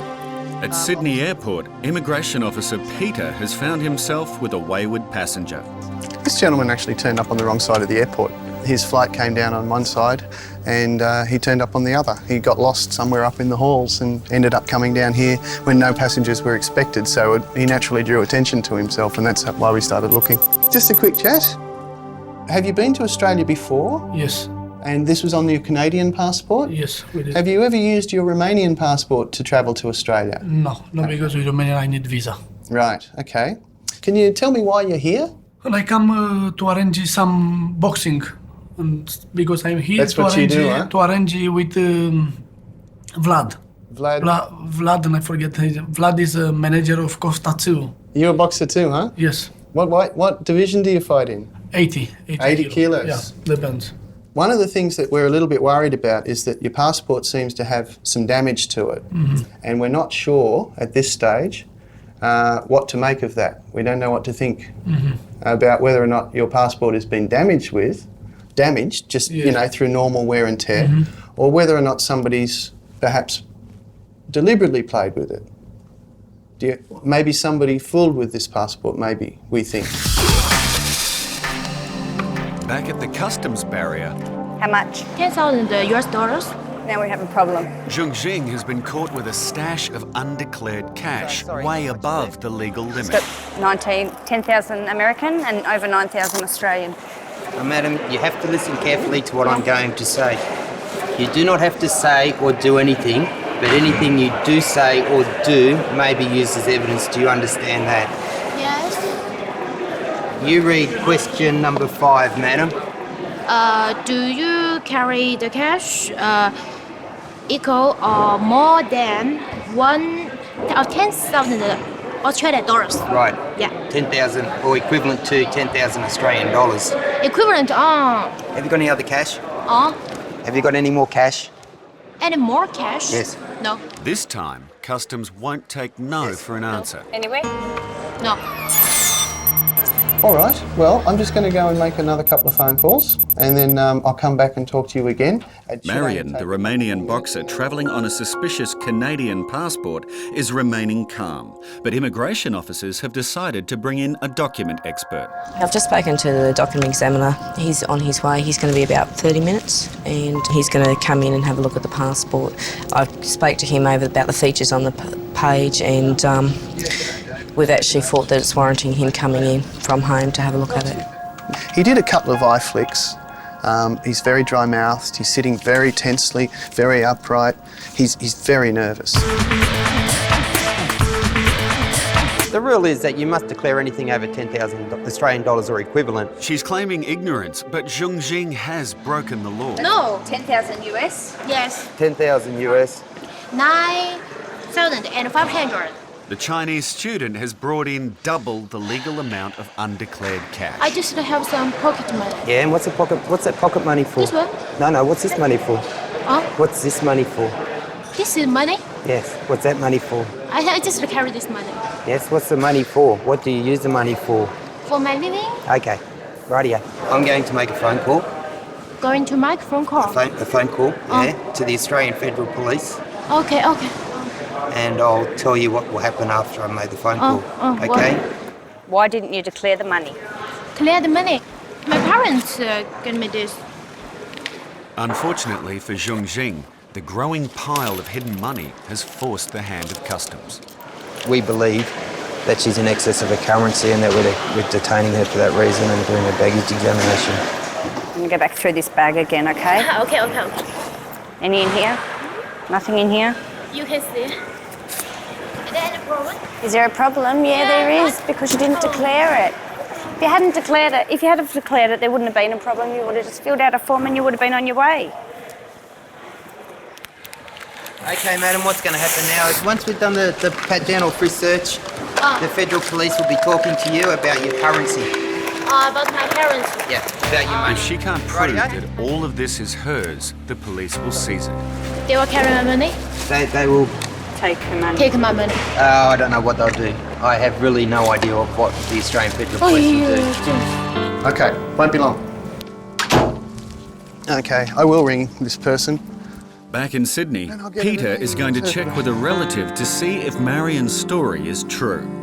Hi, Clarice. My name's Peter. I'm from Immigration at Sydney Airport. We're just checking up on a couple of things that he's told us, and one of them is that he was coming to stay with you. Okay, are you able to name this chap for me? Oh, no, you don't need to spell it. And have you met him before? Oh, okay. All right, cheers. Bye-bye. What I've gleaned from that is that a lot of what he told me is true. The niece advised me that as far as she is aware, he's a Romanian citizen, but he did live in Canada for quite some time, which gels with a Canadian passport. She's not sure what he does for a living, but they were expecting him for another short visit. His story checks out, but Peter still thinks there is something wrong with Marion's passport. It will be up to the document examiner to determine if the passport is just damaged or has been tampered with. So much rests on this document. So much rests on the document. Thanks for the phone call, late night. In Sydney, the specialist document examiner has started his forensic work to inspect Marion's passport. He's going to do a microscopic examination of this passport. He's going to be looking at things as close as the fibre of the paper, the disturbance, if any, to the glue of the paper. He's going to be looking at all these security features. And if it is as we think, and it could be a slice the paper, insert the photograph. That is very, very subtle, very difficult to detect because it doesn't damage the normal security features. This is why we called him in the first place. He's an expert document examiner. We've got some skills in that area, but when it's one of these ones that you really need a trained and expert eye to have a look at, and that's why he's here. Some things are telling me there could be, it's either wear or tear or damage from tampering. This is what I have to determine now. This should only take another 10 or 15 minutes and we should have some answer for you, all right? He's my expert. He's a fully qualified forensic expert in document examination. I'm not.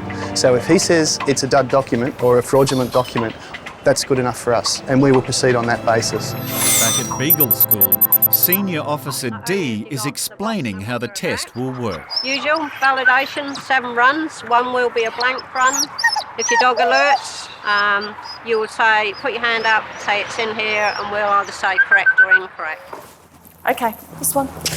Show me. Show me. Yes. Correct. Show me. Show me.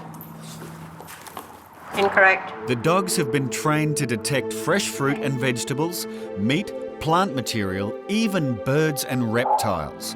They're supposed to sit if they smell something. We're only not novice dogs, so we're not expecting what we expect from a dog that's been in the field. But it's very stressful, so they'll be out there chewing their nails, that's for sure. It only takes a couple of targets. If he misses, then I fail. So we're back to square one then. So it's very important that I keep him on his game and keep him sharp so that he doesn't miss any of those targets and I can get through the validation today. Yeah. Benjo, fine. Yes, good boy. Good dog. Banjo's off to a good start, but it's not a perfect run. Okay, find it. The testers have put cheese in one of the boxes. Although it is food, it's not food Banjo should be reacting to. Incorrect. How's it going? Yeah, good. He went really well then. Yeah, really happy with him on that run. He sat again on the cheese, but I think I'll just have to do a bit more training with him on the cheese and he'll sort it out. With only 2 runs left, Scott and Banjo are still under pressure.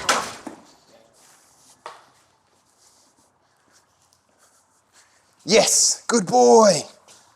Good dog. At the end of the day, the team find out the results. Well done, guys. You're all through. But it's not over yet. Tomorrow is the real world test, when the dogs and their handlers visit the airport. I'm happy at the moment because Part A was really good. They got all their targets. It's still not over yet, and you know, it's going to be a hard one tomorrow, but we'll see how we go. We've been out there a couple of times and he gets very distracted. Any little noises or any passengers' movement, he tends to just sort of start looking around. With time, he'll get over that, and I think he'll become a very good dog at the end of the day. So how long have you been out of Canada? I've been to Canada. I stay, live. Sometimes I go there, sometimes Romanian, but the moment I live in Romanian. Ah, okay. What I'm looking for here is enlarged stitch holes, loose stitching, any extra While the document examiner continues to determine the validity of Marion's passport. I don't see any extra stitch holes there, so that appears to be genuine. I show you here. Peter is using informal conversation to gather information. Ah, you're married in Romania, huh? Yes. Look, I'm in Canada here. You're in Canada? Niagara. Ah, lovely. Niagara Falls. Beautiful. So the fluorescent dots here, they're planchettes, and that tells me that the security features in the paper are genuine.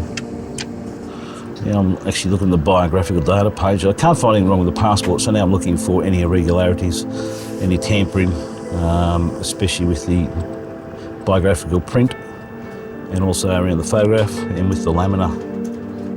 Do you have children? Yes, 1 daughter. How old, huh? 7. 7. Good age. It's a good age. I'm looking around the area of the photograph, and there's a couple of little indentations in the lamina which suggest that another photograph could have been there. Next one up, please. Next one. In the customs hall, officers want to search Zheng Jing for any more hidden cash. So far, she's resisting. If I refuse this, I will meet a lot of trouble after. I don't know, that's not the case. They've if you already refuse this, found you won't more be in a than lot of trouble after. $23,000. I will in the jail. Are you in? No. Sorry. I just carry some cash. Yeah.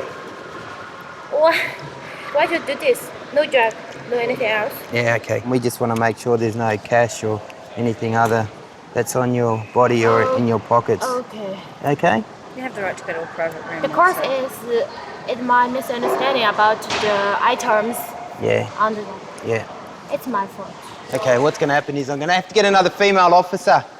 Basically, all she had to do was just fill out a bit of paperwork and she would have been on her way.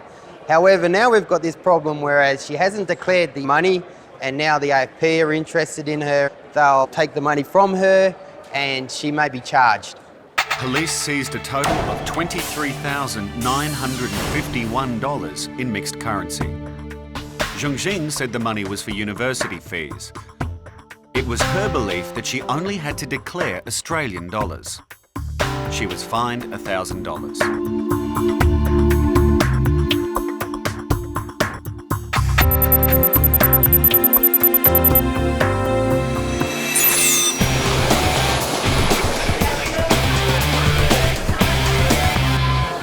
A friend in Australia. You're visiting a friend? Yeah, It's turning into a very long day for the Romanian boxer, who came to Australia to arrange a few bouts and found himself going a few rounds with immigration. So, yeah, if you don't mind waiting 10 or 15, and then we should be able to give you some more information then.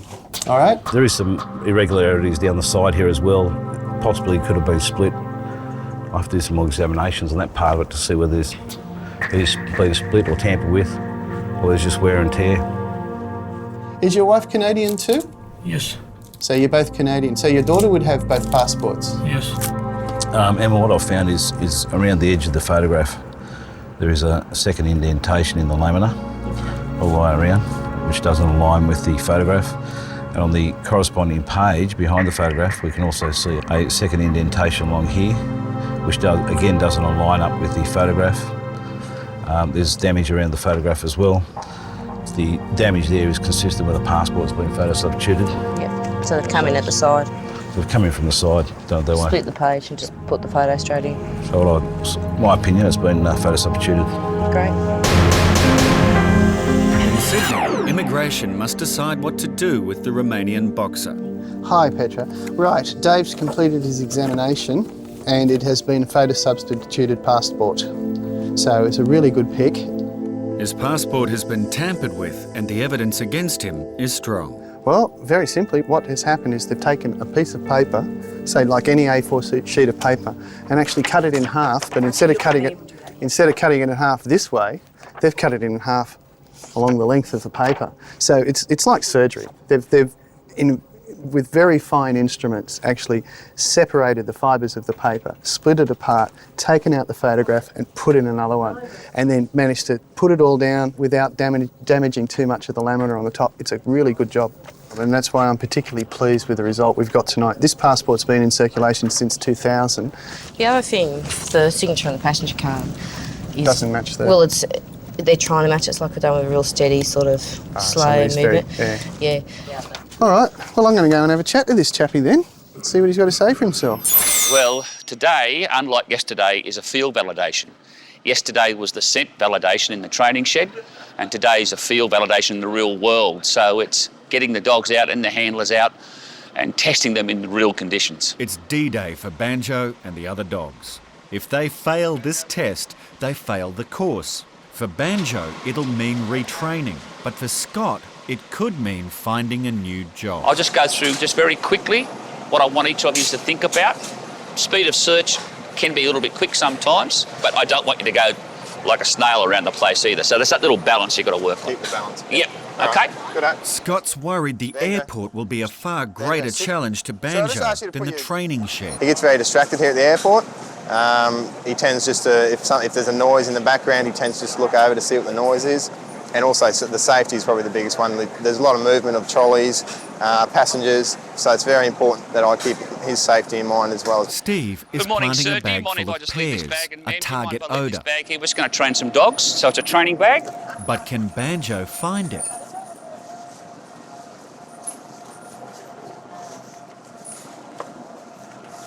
Yes, good boy.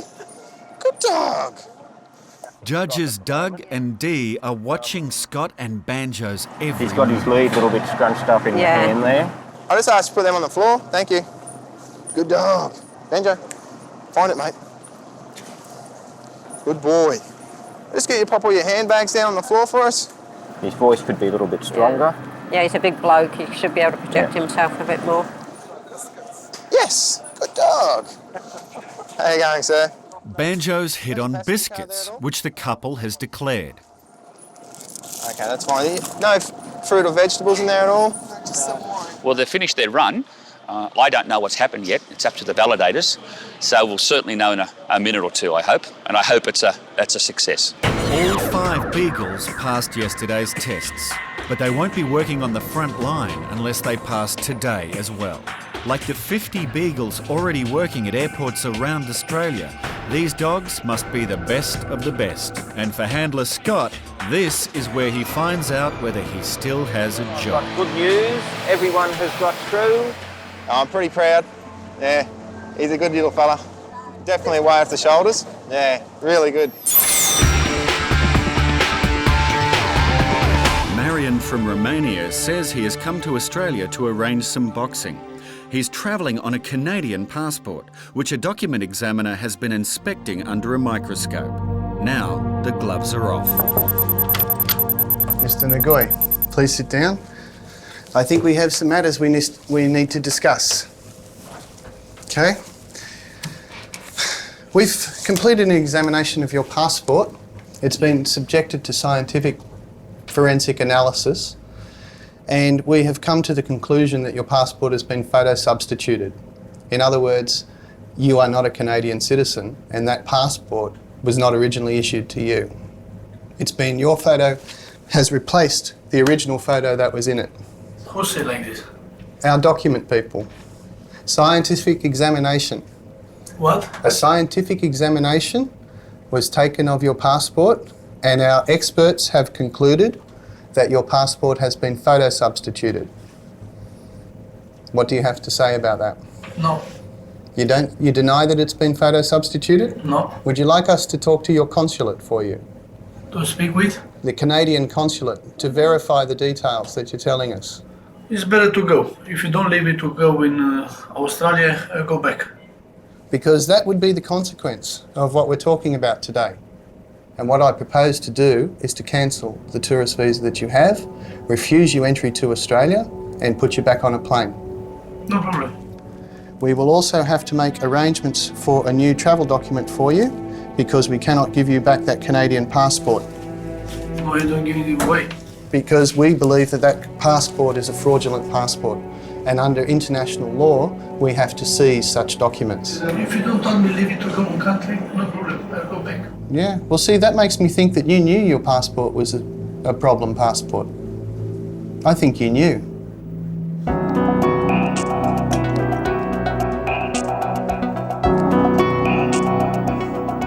He's agreeing to disagree with you, Dave. You're no good. You're no good. That's how we keep getting better. Right, here I go. Okay, bad news, I'm afraid.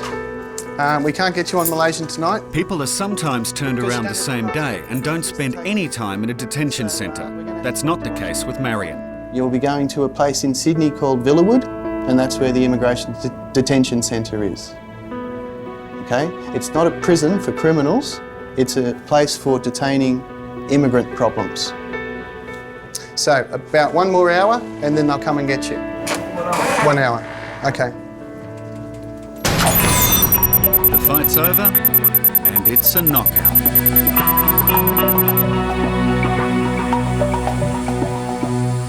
Officers have spotted Carlos Riviero Conde, who has just arrived from Buenos Aires.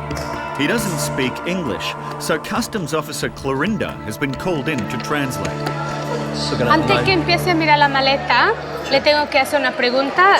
No se preocupe que preguntamos todo lo mismo a todas las personas. ¿Esto es su nombre? Instincts can often pay off with big drug busts, or Carlos might just be an innocent tourist. While Clorinda questions Carlos, ¿Cuánto tiempo se queda? Acá, sobre 15 días. Customs Officer Michael runs an ion scan on swabs taken from his luggage.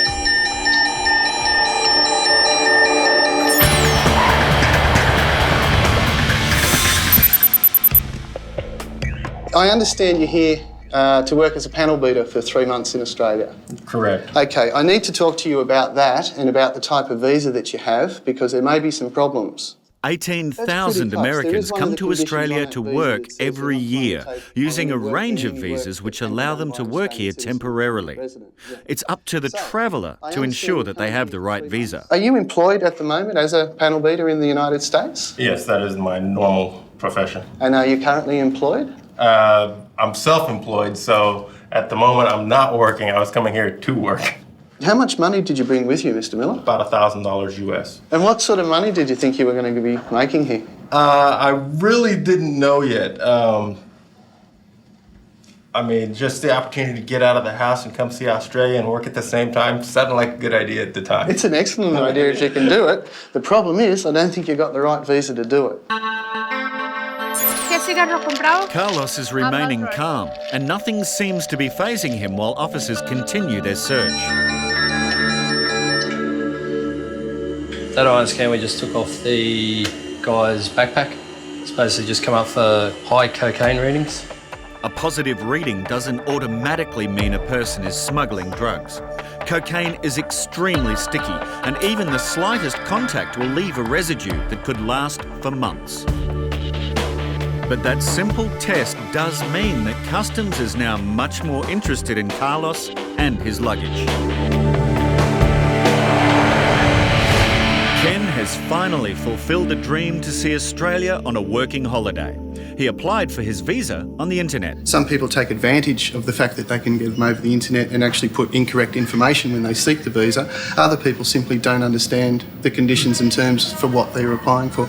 And I think that's probably what's happened in this case today. What do you understand to be the terms and conditions of that visa? Basically that I could work here as long as there weren't any other Australians available that could do the job that I'm here to do. That's pretty close. There is one of the Unlike some, Ken has tried to do the right thing. He got his visa through the internet. He thought it was for business. He saw the magic word business. He thought that gave him a permission to work. It doesn't. He's here to work. He doesn't have the funds to support himself for 3 months without it. So it's not looking good in terms of retaining this 977 visa. There are 7 visas you can get over the internet. It looks like Ken has picked the wrong one. The visa that you have, that you got over the internet, is actually called a business visitor visa, right? Okay. And it's for businessmen who are coming here for the purposes of things like a meeting or a conference or a speech or something like that. It's not actually a work permit. It'd be like an Australian turning up in the States to work without a green card. On a holiday visa or something like that, the States would turn that person around. And you're in a similar situation here. So what you're faced with now is the prospect of us considering the cancellation of this visa. And if that's the case, then you would be refused entry today to Australia and asked to go home again. Basically, we'd be putting you back on a plane. I understand. Is there a second option? Over in Customs, officers are involved in a potentially volatile situation with a man who's refused to join the crowded line at passport control. The passenger's just presented himself at the primary line. He's walked past a number of Australian citizens who are standing in line. They've processed that he's pushing in. The processing officer then said, look, I'm not going to process you until you go to the back of the line. He then said because of his Aboriginal heritage, he's exempt and he doesn't need to be processed. Look, the behaviour this bloke has displayed throughout since his arrival at the airport has been a concern. I need to monitor this examination just to make sure that if anything does happen, I'm on hand to respond. I'm an Aboriginal Australian. I've come back from a trip to Israel. I identified myself as Aboriginal. When I identified myself, they didn't want to process me until they'd process other families. And they say to me, oh, can you come this way? They want to inspect my bags. I feel like I've been discriminated against. Passenger Michael is showing impatience, but this time he'll just have to wait as Customs prepares for a search of his bag. This bag has been sealed from Israel. It's been through the high security in Israel. I don't see why they should be opening my private things. Customs, Sydney Airport. Renee is carrying out a thorough search of Carlos's luggage. Officers suspect him of carrying drugs, but so far they've found nothing. Just put the bag through on various angles to try and see if there's any inconsistencies. What I'm going to do some iron scans of the inside of the bag. I'm just not 100% happy with the shading along here. There's still no proof that Carlos has done anything wrong. But now, with each passing test, this inspection is turning into something much more.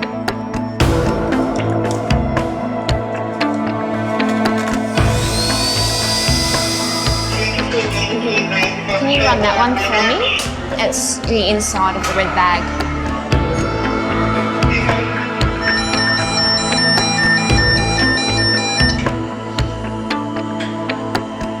Nosotros acá en Australia somos bien, ¿cómo se dice?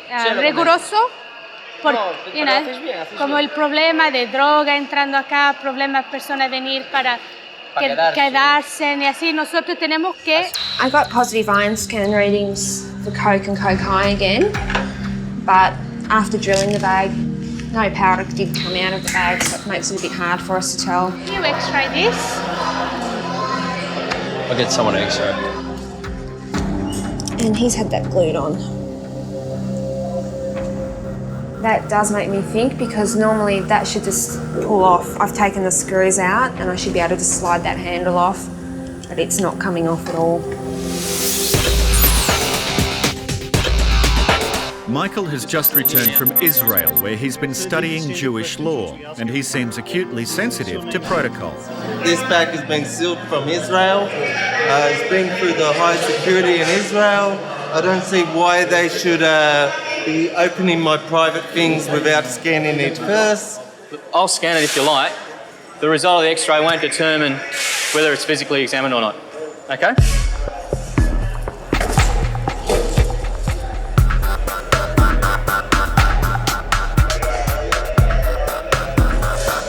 All right, it's basically too hard to say whether there is anything there or not, from my perspective anyway.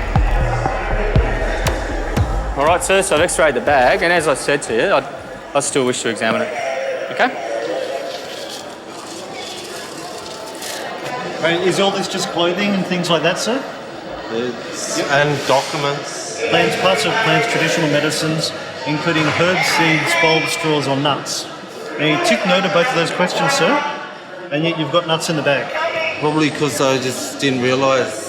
Okay, so do you have any more food, any sweets, lollies, bread, nothing like that? Not that I realise. Okay, so there may be some in there? I've looked. All right, Mr. Miller. Ken's plans to spend a few months working in Australia are fading fast. I have here a formal notice of intention to consider cancelling the visa, and you will have a period of 10 minutes in which you can think about it and tell me why your visa should or should not be cancelled. If it is cancelled, you'll be removed from Australia back to the United States. If it isn't cancelled, then it's going to be difficult not to cancel it given the purposes of your visa. Anyway, at the end of that time, I'll listen to anything you want to say about why you wish to either enter Australia today or not, why you think your visa should be cancelled or not. Immediately after that, we'll make a decision about cancellation. All right, and I'll get you your water too. Thank you very much. Interview suspended, 9:35. I don't know, I thought I was going through the proper channels coming over here, but evidently I wasn't. So, I guess typical of most government paperwork, it's a little hard to read and understand. He's a nice man. I don't particularly want to send him back and create all this hassle, but at the same time, he didn't read what he was supposed to read when he applied for the thing. The employer didn't read what they were supposed to read when they basically did it this way. There are other means by which it could have happened, but it's not going to happen on the 977 visa today. In the meantime, while this is going on, we've been talking to United Airlines just to give them a heads up that they might have a refusal today, and they'd make an arrangement to put that person back on the plane today, so he doesn't have to go to Villawood, he doesn't have to stay here till long, and he can just get home and sort himself out. All right, Ron, I think we will talk to United. Where's this from, sir? It's a Woomera, mate. So you brought it from here, over there, and brought it back? Yeah, that's okay, right. Cool. I just want to make sure that it wasn't being imported from overseas. Michael is an Aboriginal Jew who returned from Israel. Customs noticed him when he jumped the queue at passport control. Now officers are discovering some undeclared prohibited items. I draw your attention again to question number 7. Where it says, I are you told bringing... you just before. I told you it might be something else. We dealt with that, so... So does that include this right here, sir? But the issue wasn't the big issue that we're talking about was security. If I remember what you're saying, what it wasn't about. You didn't mention anything about wood or anything. You're worried about the security, that I might be a threat to Australian security. Initially out there at the migration process, we mentioned that. I haven't mentioned anything about that. I just said we needed to physically examine your luggage. Mr. Miller's 10 minutes are up now. He's had a chance to think about what he's going to say to me. It seems pretty clear-cut, this one. He is here to work in contravention of the visa that he's got. I don't know what else he has to say, but I'll be exploring any other reasons that he might have after we make this decision. So I'll go and chat to him now and see where we go. Right, interview resumed at 9:48. As you know, Mr. Miller, I've given you a notice outlining our intention to cancel your visa. You've now had some time to think about why we should or shouldn't cancel it. It doesn't look like I have really any way out other than the hardship visa that you talked about for the 30 days. A border visa is the one we were talking about, and that's normally granted to somebody who has compelling and compassionate circumstances to be in Australia for a short period. And what I'd be looking for would be things like family connections, medical reasons, funerals. So, really, I don't have any other course than basically get back on a plane and go home. All right. Well, your visa is going to be cancelled today, the 977 visa, and we will be making arrangements for you to go back out on the United Airlines flight. I've got my Australian souvenirs. Denied. You're going home. He's taken it in a remarkably good humour, considering he's just about to go 9,000 k's back across the Pacific. But apart from that, he seemed to be acknowledging the fact that, yeah, I should have looked into it, my employer should have looked into it, and there's nothing to stop him coming back in the future. He's not a bad man. He just had the wrong thing at the wrong time, that's all. Ken returned to the US that afternoon. He's subject to a 3-year exclusion period which can be waived, and he can then apply for another visa. In customs, officers are dealing with a very different problem. So far, there's no trace of drugs in Carlos's bag. So is that clean? Yeah, I can't see anything down there at all. But now it's his story that doesn't add up. And I just basically spoke to him about where he's coming from. His itinerary was very interesting. It does match up with previous couriers and narcotic seizures. He didn't really know much about the area he was staying in the hotel. He claims to be a surfer and thinks that he's going to buy surfboards with information that he's been told in a shopping centre outside the airport. He has got a story planned, but it doesn't fit reality of what happens out here. Officers use their extensive experience and instinct, and Carlos is starting to show some anxiety. Pretty well sure that the guy's got it. Actually 99% sure that he's got it. It's just a matter of where. So we'll go into a frisk. See how that goes. If it comes up negative, well, tell him to tell me to stop if he wants. I'll have to have a chat to him privately and assess him for an internal search. I'm pretty sure he's got it.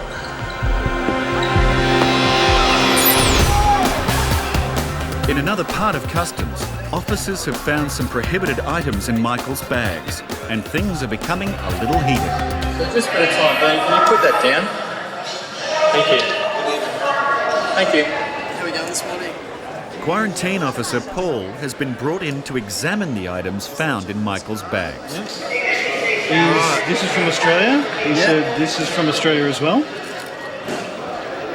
I didn't say it's from Australia, I said it's from here.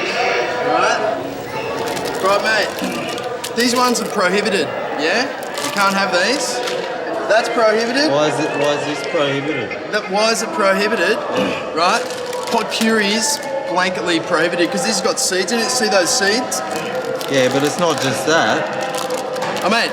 Yeah. There's one seed in there. It's prohibited. What about the eucalyptus? Yeah, mate. They're telling me you can't bring any fresh leaves into Australia, mate. And those ones are actually covered in diseases. You can see those little diseases on there, right? A few diseased leaves may seem harmless, but could be devastating to our native trees. Now, next question. Why didn't you declare these items on the card here, sir? You're filling this card out, right? You've broken the law of your country and my country, mate. Oh, no, that's not my law. It's your Really? law. It's- custom law from what year? Huh? What year's that law come from? No, what year's the custom law, mate? The customs law's got nothing to do with what I'm doing. The quarantine law, 1901. The quarantine law, what year's that?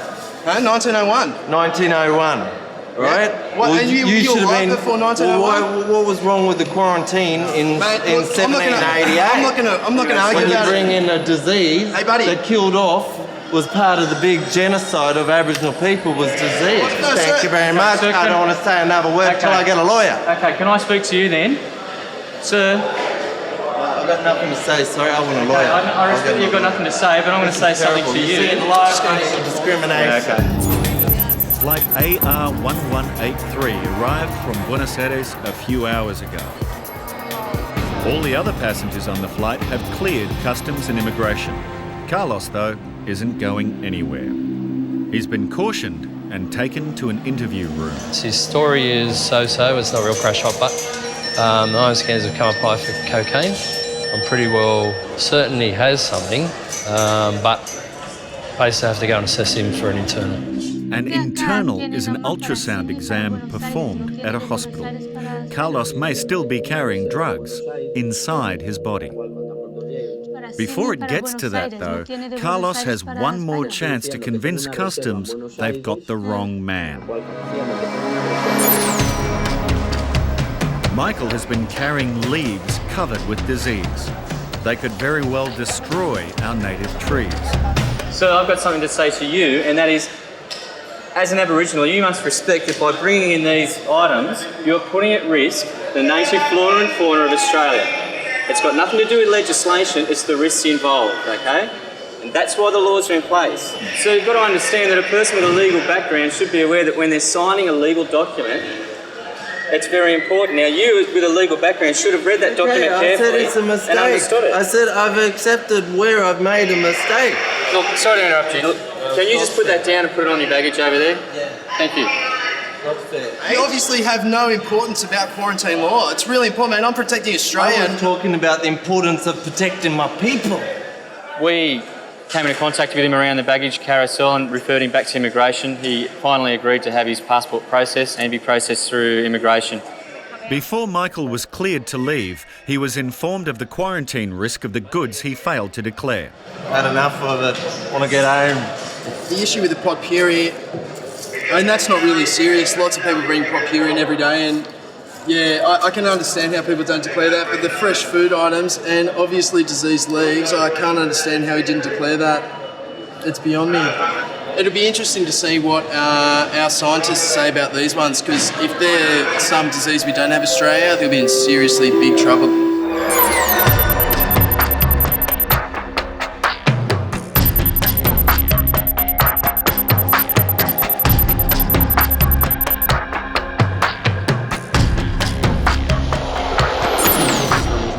Carlos is trying to convince customs that he isn't a drug courier. Yeah, okay.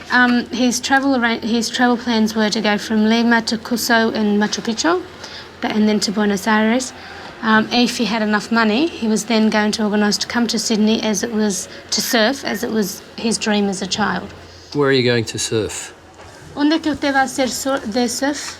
En el mismo sitio donde en el Cronulla Beach, donde estoy en el hotel, ahí mismo en esa playa voy a hacer surf. Said he's got the hotel he's staying at. He said in Sydney I know absolutely nothing. He goes, I have no ground knowledge of anything. If Carlos is a legitimate tourist, he should know more about Australia. Strike one. When was the last time that you used cocaine? ¿Cuándo la última vez que usted usó cocaína? Ya hace en España. ¿Eh? En España, ya hace como 5 o 6 meses. Said in Spain about 5-6 months. 5 or 6 months ago. 5 o 6 meses atrás. The ion scan readings off his luggage suggests Carlos has been in contact with cocaine much more recently. In Spain, in Vigo. Strike two. Okay, are you carrying any drugs in your body? ¿Usted tiene alguna droga con usted hoy día a su cuerpo? No. No. No, ninguna. Nothing. Ninguna. Tell him we don't believe him Él dice que no se acredita lo que está diciendo. and we're detaining him for an internal search. No, no tengo problema ninguno. No, I have no problem. Do you understand? ¿Usted entiende? ¿Entiende lo que dice? You understand you got the right to say no? ¿Usted entiende que tiene el derecho de decir que no? Sí. Yes. Okay, they will do an ultrasound of your body. They can see everything inside. Sí, pero yo no tengo ningún problema, pero yo lo que quiero saber es que después saber que me paga a mí todo este tiempo y todo esto. He says, I don't have a problem with any of this, but who's going to pay me my time for all this time? He says, I'll do anything you say because you're the ones, you are the bosses, but who's going to pay me for my lost time? Carlos was referred to the Australian Federal Police. An ultrasound exam found that he had swallowed 86 small packages of cocaine, weighing approximately 430 grams. Carlos pled guilty and is now serving time in jail. Strike 3. Okay, you pack the bag yourself? Yes. Okay. You know what's It's 10 a.m. Passenger Adayan has just arrived from Hong Kong. He says he's a tourist, but he seems remarkably unprepared for a holiday down under. Where are you staying in Sydney? You haven't put down where you're staying. Where will you be staying in Sydney? I'm wanting to be staying at a hotel. Which hotel? Hotel around downtown, something like that. Downtown? Yeah, around town. Have you made a booking at all yet? No. What will you see while you're in Sydney? See? Yeah, with the sights, or what do you plan to do for the week? You're here for 7 days? Yeah, just stay, look up. Just look out. Just look at, yeah, but what? Like, just go around places, just see how the city looks. Do you know any places in Sydney? I don't have any. Well, usually if I was going to go, where you're from, the States, if I was going to New York, I might want to go and see the Statue of Liberty or, you know what I mean? So what will you want to see in Sydney? Oh, what do I want to see in Sydney? I just want to like go around. It might be a long way to come, but he's not leaving the airport until Customs is satisfied with his story. For many young Aussies, living overseas is a rite of passage, a chance to see the world and earn some cash. But the return trip can sometimes be bumpy. Michael has spent 3 years teaching English in Japan. Is this your signature? Yes. Okay, are these all your own bags? Yes. Did you pack them yourself? Yeah. Singapore. And now there's only one thing standing between him and his family. Kathleen from Customs. Okay, that's fine. Anything else?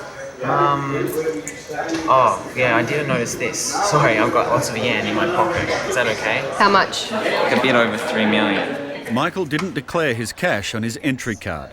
I'm thinking that. Once signed, this is a legal document. So a false declaration means Customs will quickly become very interested in you. Okay, so you have cash. I do have cash in my pocket. Right. But in yen. That's all right. It's still I don't know exactly what equivalent. You know yourself. But I You just think read it's- it. Yeah, but I just noticed that, and so I think it's more than that. So maybe that one would be a yes. All right. So approximately 3 million yen. All right. Hendo, can you find out the conversion of 3 million yen? He thinks it is over 10 grand. So. $10,000 is the most you can bring into the country without declaring it to Customs. Fail to declare it and you run the risk of being fined, losing the money and even jailed. All right. Have you got your airline ticket there as well? Yeah. 38,000. What? Does that sound right? Is it 78? The exchange rate 78.88. 38,000. Great. 3 years of savings. You said it was just over 10,000. This could be a very expensive lesson for the teacher.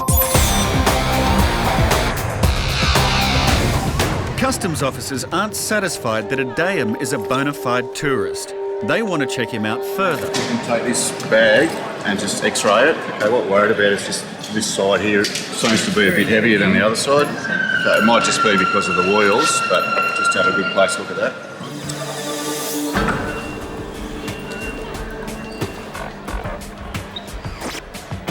It looks fine to me. I want to make sure that the bag is emptied with stuff here.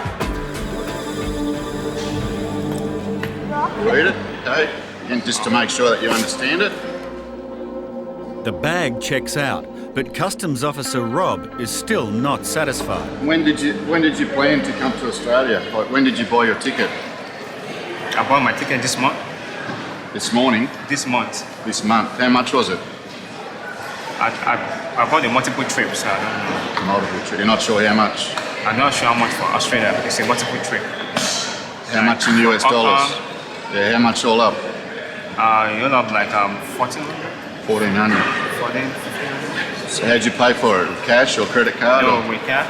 With your card? Yeah?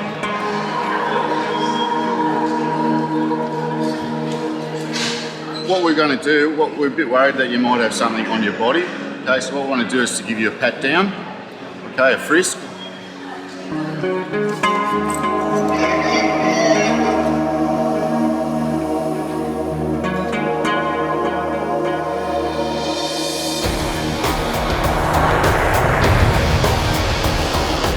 Back in Melbourne, our world traveller has just come back home with a So thud. you do not have to say or do anything, but anything you do say may be used in evidence. Do you understand that? How much is it here? I think a bit over 3 million. Michael's 3 million yen is equal to over 38,000 Australian dollars, far exceeding the undeclared limit. How much did you take out of the bank account? I got my bank book out 3.3 million, but since then I've spent some, so I haven't counted it since I've actually come over here. So you're aware that it was over 30,000 Australian, roughly? You would have been aware of it. You would have been aware of the conversion, roughly. Vaguely, but I didn't notice the question on the card until just then. I was reading it more Didn't you get the carefully. card on the plane? No, I got it like from a guy in the line. Can I go back and do another card and come back? Or No, it doesn't work that way. Okay. Australia tries to keep track of all the currency coming in, and obviously when you're bringing in and out of cash, there's no record of it. So that's why they need to fill out a form. It's basically we're trying to find money launderers and that are bringing in lots of large amounts of cash. Money laundering is a global problem.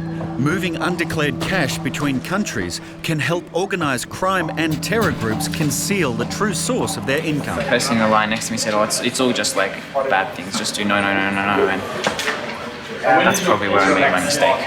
I didn't really carefully go through. You are a teacher, right? What do you teach? English. English. If Michael had declared the cash, he would have been free to go after filling out a simple form. That's not going to happen now. The passenger's got over 3 million yen undeclared, so we're now going to run a few checks and also contact the Federal Police. Quarantine, Sydney Airport. There's some confusion over a passenger's declaration card. When I first start off, if you read and understood the questions on the I card. understood the question, but you have to tell me that. I have to tick for that if I bring any kind of food. But you didn't tell me, actually. No, that's what the card says. Any food, including dried, preserved. It says that on here. Chinese student Fei Li studies in Australia, making regular trips back to visit her family. So do you understand why we're doing this? Now officers have found undeclared food in her luggage, a breach of quarantine regulations. This stuff is free list. This is allowed in, but you still have to declare it. It's food, so it doesn't matter whether it's beef, fruit, noodles, whatever, you have to declare it whenever you come into the country. That's why we have it on the card. That's why you get this card every time you come in. So if you have any food, you've got to mark yes on it. If you're not sure, it tells you to mark yes. Seems pretty clear, but not to Feely. With the responsibility for I'm not taking yes. More responsible. No. Yes. You have to remind me. No, Last we do time. remind you on this form. On this form, on the previous form, and on the previous form, every time. You didn't remind me that I have to take yes. Back in Melbourne, Michael's undeclared cash is causing him more problems than he imagined. These two officers are from the Federal Police. They just want to have a quick chat to you. The Federal Police are involved because money laundering is a federal offence. They decide now what's going to happen to Michael. So he has actually volunteered it. He said that he might have more than $10,000. Depending on what he tells the Federal Police, he could just get a warning and we'll just fill out the AUSTRAC form and he'll be sent on his way, or he could end up getting prosecuted and the currency seized from him. At quarantine in Sydney, Chinese student Fei Li is still arguing her case to officers. You can bring this stuff in, but you still have to declare it because it's food. Yeah, I know. My fault is I didn't take yes, right? Yes, That's my that's fault. right. I know. Yeah. But you got problem. You think so? No. No, you don't think so? No, I don't think we have, because the form is in your This language. time you are right. But how about the last times? For not declaring the food, Fei Li faces a $110 fine, a significant penalty for a struggling student. I mean, 3 times.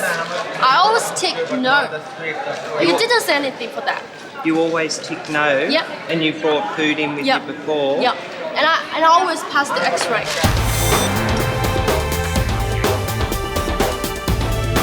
Customs officer Rob was not satisfied with this passenger's answers about why he's here. Now Rob's suspicions about Detaining have paid off. The frizz search has come back positive. It's got something wrapped around both legs. So it looks like, yeah, we've got something here. Detaining also had 3 packages in his pockets. I've never seen that before. You'd strap it all on your body, not carry 3 in your pocket. It's easier for us to find, I guess. So what I wanted just to caution you, okay, you don't have to say or do anything. Anything you do say or do may be used as evidence. Do you understand that? Yes.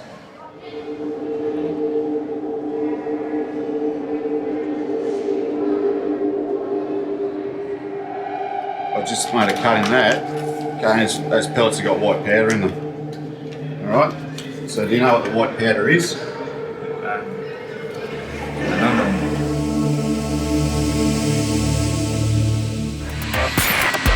At Melbourne Airport, customs officers are having a closer look at the luggage of 2 Indian shoe salesmen who've arrived for a 3-day business trip. Right, how many?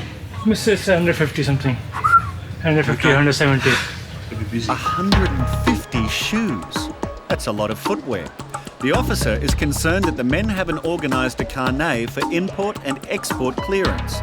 It's basic business practice and the sort of oversight which makes customs sceptical. All right, they've got approximately 150 shoes, left and right shoes. They're saying to us that they're only one shoe, they're not pairs.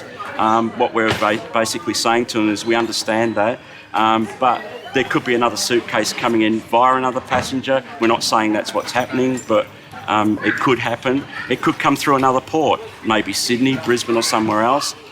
You need to get this to a broker, okay, and have those shoes entered into Australia as a sample if you don't wish to have them drilled, okay?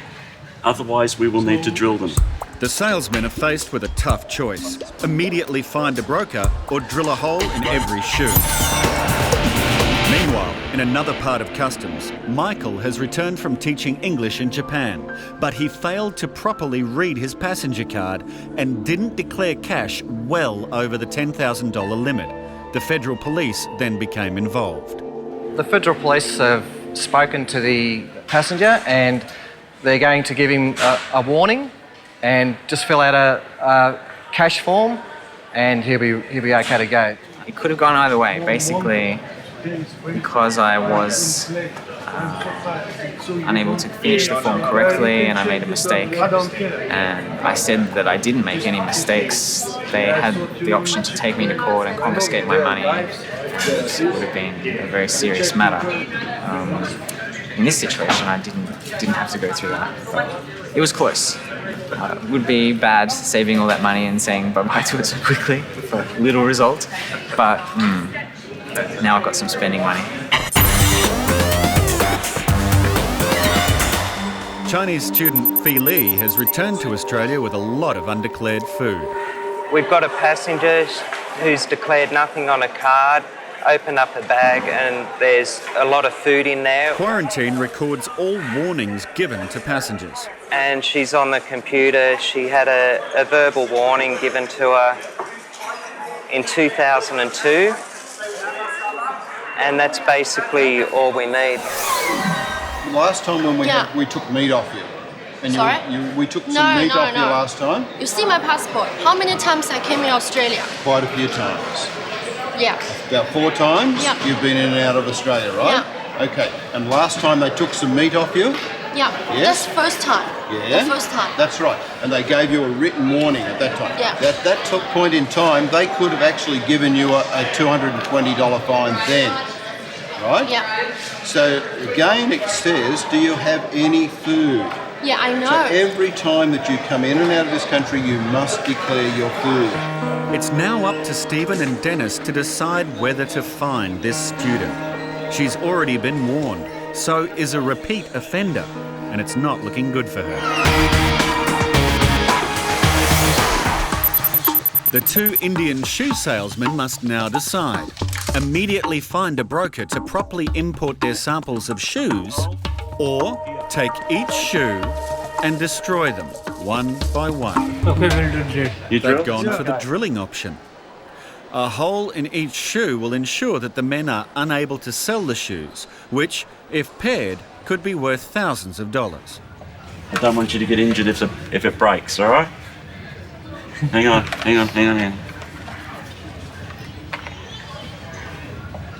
Okay? That's it. Okay, all like that, all right?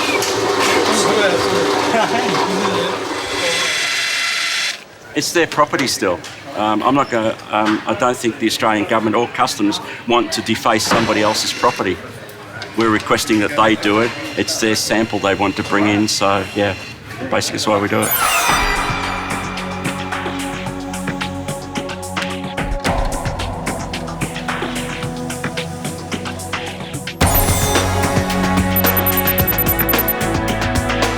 Suspicions about this passenger have paid off.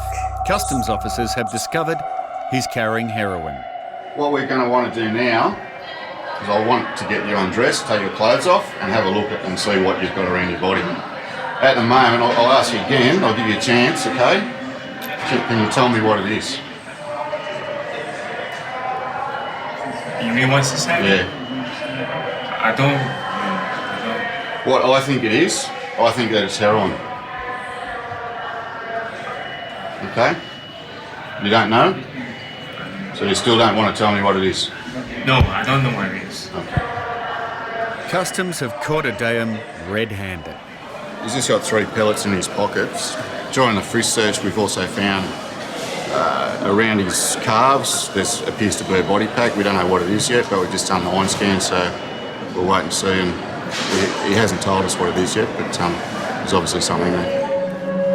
The question is, why would anyone try to walk through customs with drugs in their pocket? Customs could think of any number of reasons, but only Adayam knows, and he's not saying much. Who gave it to you, or where'd you get it from? I got it from Hong Kong.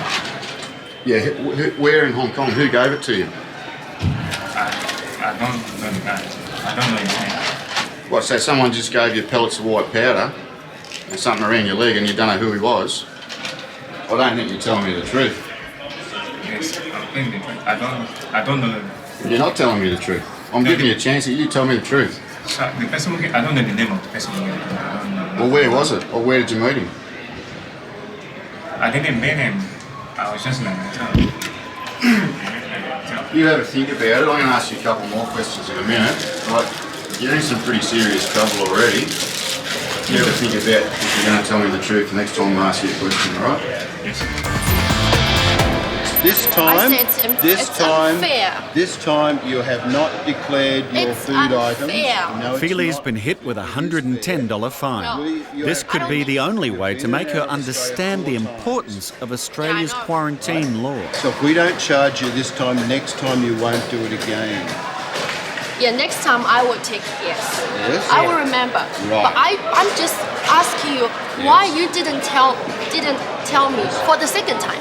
I just said for the second time. You probably were told the second time, and you were probably told the third time. They definitely would have told you when they gave you the warning, because that's part of giving you a warning, is explaining what you've done wrong so you don't make that mistake next time. She's not happy, and I can see why she's not happy, but some of these people we have to get through to, and they don't learn. I'm an overseas student. I'm traveling to Australia, and I didn't know that I have given a warning on a computer system. Actually, I think on the card, I think it said that like, did you take anything which is not allowed to bring to Australia? I think my food is okay because my kind of food could be found in supermarket. I think it's okay. That's why I always bring food and I always take no on the card. The point is, unless you get through to these people in the first place, that they do need to declare the items. That's the whole idea of what we're trying to do, is to get people to declare things. We can make the decision as to what's allowed and what's not allowed, and we can either give them back to them or tell them it's prohibited. There's nothing lost if they declare the items. The big point is when they don't declare the items.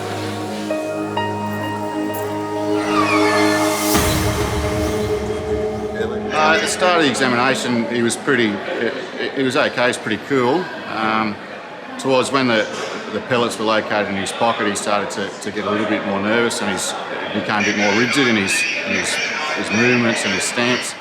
That's over 1 kilogram of heroin strapped to Adayam's calves, with a street value of $600,000. He was intending to be here for 1 week. Chances are he's going to be here for a lot longer. He's been pretty calm all the way through. He wasn't aggressive or he wasn't upset or whatever, but he's sort of now his demeanour is the game's up. Adayam Fawali was charged with importing prohibited goods. He pleaded guilty. Your signature? You speak English? I don't know English. I don't know. No. This passenger's bags were x-rayed by quarantine. They found a stash of cash which had been deliberately hidden. Now Customs is interested in him. He's got a nice concealment there aboard, and it's been put on the bottom of his bag, so we'll probably get, I'll ring Oscar 1 and get him to sort that out because it's actual concealment. And we'll probably body frisk him, but I'm Yankee to Charlie if you need me. While one officer does a background check, another continues the search of the bag. This is a possible concealment of currency. It may be in excess of the $10,000 cash. 3,000 US, Aussie. We've got a lot of US dollars here. We'll put the things back here, this bag. Okay, make sure nothing's there. Attention all enforcement officers. Anyone in the vicinity of a Mandarin-speaking officer, Yankee 2 Charlie. You got any more money inside? Cash? No, not at all? Dollars? Chinese? Officers believe this man is hiding something. Their radar is up and routine checks are turning into something more. How to open this one, sir? How to open? 就放录像带 ，OK。 about 3天左右，我记不准了。 Officers try to work out just how much money is in the concealed wallet. Can you get a conversion rate? Work out the conversion rate for the US dollars first. While the counting continues, there is another fear. I'm concerned there's stuff on his body. Yeah, what happened? We'll get to it. Now you asked him if he had anything on his body. He said no, didn't you? No. He said no? No. Oh, you haven't asked him? He said no. Yeah, no, he's definitely got something. In the Northern Territory, crew from the Customs Marine Unit has just raised anchor from their Darwin Naval Base. Anchor secure. Roger that, thank you. Stand down. The high-tech vessel is sailing off to take part in an operation, hoping to apprehend illegal Indonesian fishing boats poaching in our waters. Just the high centre forward tank This level. operation is a combined effort between several agencies. They are hoping to catch boats illegally fishing in Australian waters. I guess what we're talking about is a fairly well organised, sophisticated operation. There are about 14 more boats still there. That's not to say that we won't react to any other threats to the border while we're out there.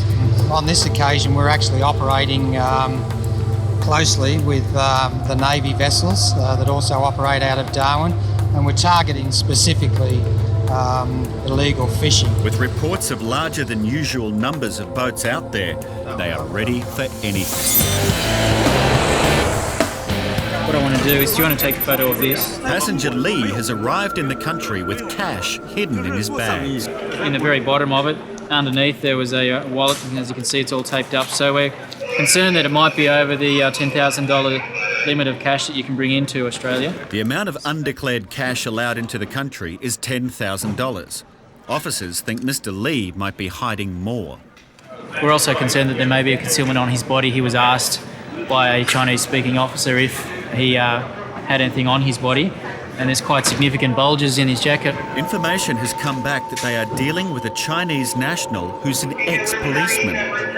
Jono now wants a further chat with the passenger. Okay, so what we'll do is we're going to take him to a room to get an interpreter. An ex-cop. Passenger Lee has learnt some tricks and he knows the law.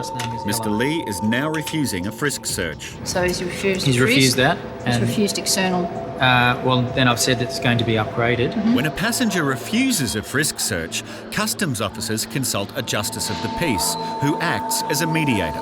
I'm going to detain him for the purpose of an external search. He can maintain his rights, but if the justice of peace orders it and he still refuses, force will be used. Reasonable force will be used to remove his clothing. Every day, hundreds of thousands of parcels are couriered all over the world. Most will pass through a customs inspection without a problem. Some won't. In Sydney, customs officers Lewis and Jane are investigating a suspect package. We have teams that are at the courier depots and they x-ray cargo coming into the country. And while they were x-raying the cargo, it was sighted on the screen there. He was quite sure that there was something inside the package. The documentation with the package says that it's been sent from England and is headed for an address in Sydney's west. It seems to be a coffee maker, but the X-ray is showing something organic inside the maker. You want to stand it up and get a second image of it? And nothing organic has been declared. Ah, beautiful, look at that. So that's a very good image, that one. It may turn out to be something as innocent as coffee beans, but this package will need to be opened.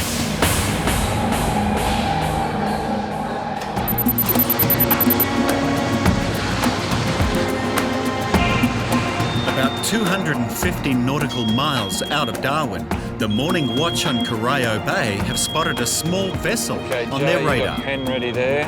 We have a green coach house. We've identified it as an Indonesian Type 3 fishing vessel. From experience there, it's just a small shark fin boat. As Craig gets the boat into position, the 6-man boarding party prepare to approach. Yeah, roger, likewise, mate. Boarding party's been briefed and we'll be ready to go in a couple of minutes on your call, over. This is potentially very dangerous. Right now, officers aren't sure what they might be confronted with. United Airlines Flight 863 from San Francisco has just landed. But one US passenger is yet to cross the border. The situation is we have an American couple, reasonably elderly, arrived in Australia. The wife has her passport and has been immigration cleared, but the husband can't find his passport. Glade has been refused entry until he or his wife can find the missing passport. Your husband has lost his passport? Yes. Do you want to take a seat over here and we'll sit down and have a look? Flight 811, carousel 2. Just check everything.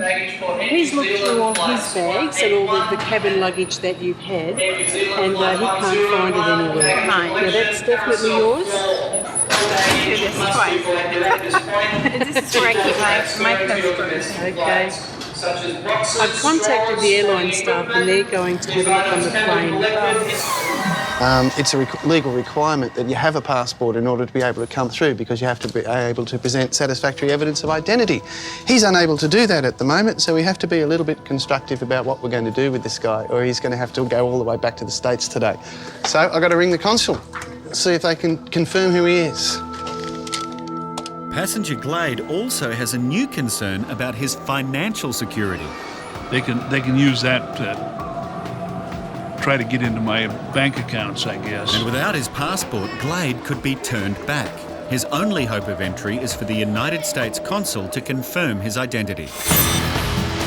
By law, customs are allowed to open any package they suspect of carrying something illegal into the country. It's not a responsibility they take lightly. So it's in the base. All I have to do is get it out, get access to that base, see if we can get the itomiser swab onto it, and we should get something positive out of it. Well, it looked very It's good like on the unwrapping a imaging. present without tearing the paper. Just have to make sure these tapes go back as close as possible to original, so it doesn't look like it's been tampered with too badly. If the package is carrying something illegal, the federal police may decide to set up a controlled delivery to catch the smugglers red-handed. But to do that, the package must appear untouched. Was it just going to a personal residence or a business address? Personal residence, but yeah, looks a bit dodgy anyway. That's it. And it's a sunbeam. Right, what I might try and do is see if we can get a swab all the way around this area here, see if we can pick up some particles. And just undo the best chances around where the cracks are and where those holes are there.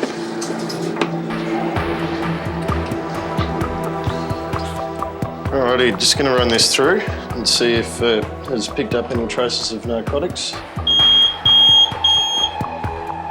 And as you can see on this, we've had a drugs detection for cocaine, which by that is quite a high reading. Passenger Lee arrived over 2 hours ago with a concealment of cash in his bags. Officers believe this ex-cop has more cash, but he's refusing a frisk search. As his family wait patiently for him, Mr. Lee isn't going anywhere. Okay, what's happened so far is that we've wanted to do a frisk search on this passenger. He's refused to consent to the frisk search. So as part of that, the next step is he refuses, it gets upgraded to an external search.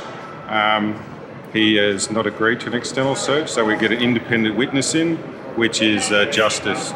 So he comes in, he listens to our side of the story, listens to the passenger side of the story, and then he makes a decision whether search will go ahead or not.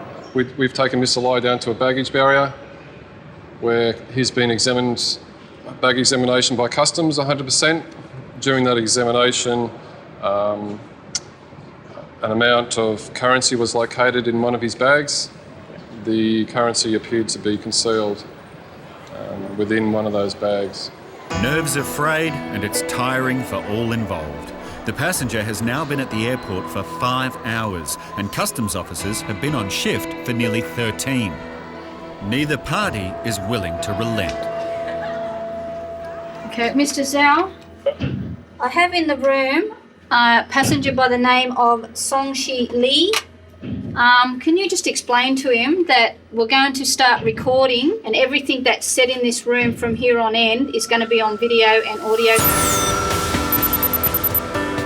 Immigration officers are still investigating 72-year-old Glade, who's lost his passport. I thought I still had it in my bag somewhere and I hadn't gone through everything. Okay, I have an American citizen here travelling with his wife to Australia for a cruise holiday. Unfortunately, what has happened is he's lost his passport en route, and when he presented at the immigration line today, he was unable to show us a passport. Peter makes a plea to the US consul on behalf of the passenger. And he's quite distressed at the fact that his passport... Well, the fact that his passport is lost, I think, is concerning him greatly. I have his passport details, though, because he, with great foresight, happened to have a photocopy of the front page. All I've got is copies. But you can tell her it's frustrating. it is frustrating. They did remind me to make a few copies of my passport. And that's just as well, because Peter's got some good news. It's all sorted. I've just spoken to a lovely lady at your consul, and she's confirmed everything that I needed to know. Well, I appreciate that very much. Not a problem, sir. Well, thank you You're very much welcome, again. Mr. Nielsen. Appreciate Anytime. that. Glade's lost passport has been cancelled. He needs to get to the US consulate in Sydney as soon as possible so they can reissue him with a new passport.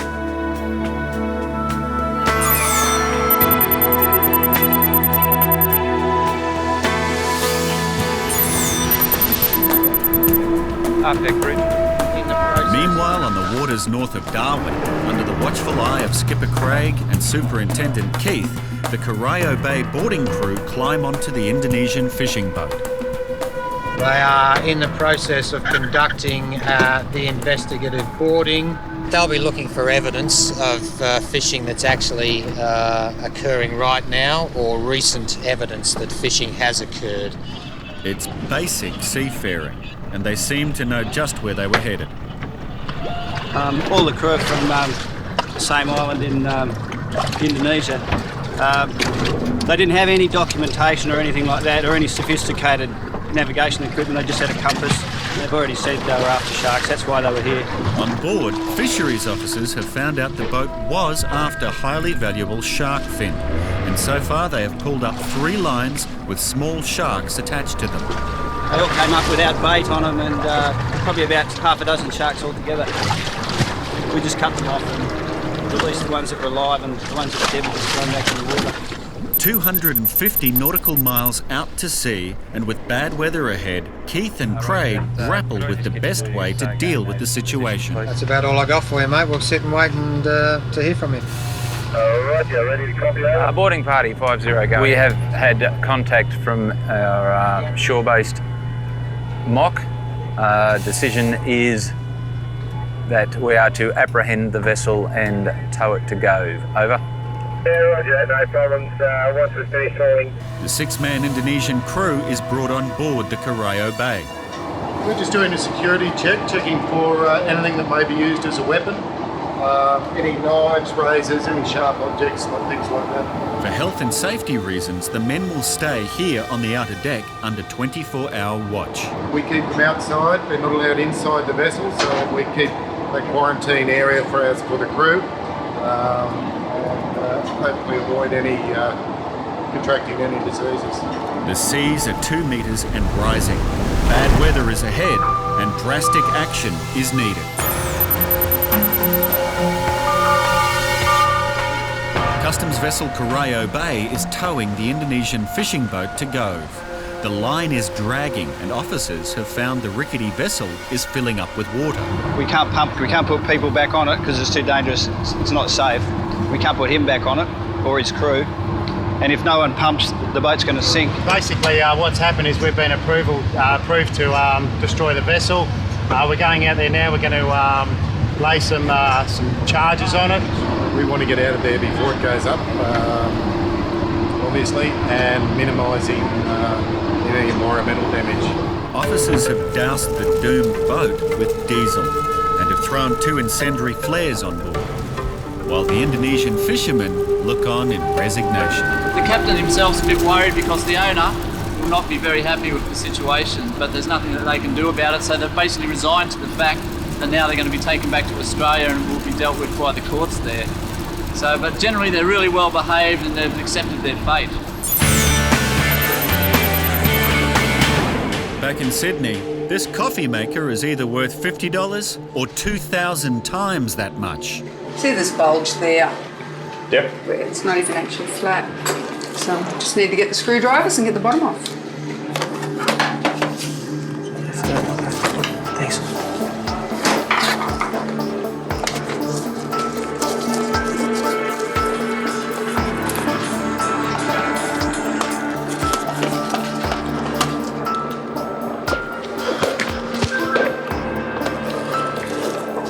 There we go. Thank you, baby. Yes. Bingo. Nice. Okay. It's a good size. We just get one more swab of that, Just want to have a look in there. and then we'll hand that over to the Federal Police. Yep. As we have before, we've taken one just generally off the item. Now this time we're actually going to run it off the package that we found concealed inside the machine and see what reading this comes back for.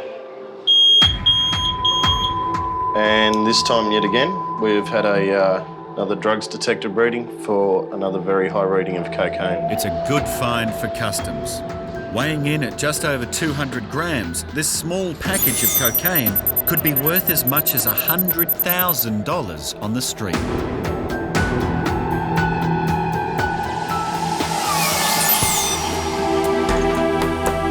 days after being found 100 kilometres inside Australian waters, the crew of the illegal fishing boat are taken off the Courier Bay at Gove in the Gulf of Carpentaria. 3 crew members were sent home. The skipper and 1 crew member were charged with illegal fishing and fined. The skipper was fined $5,500.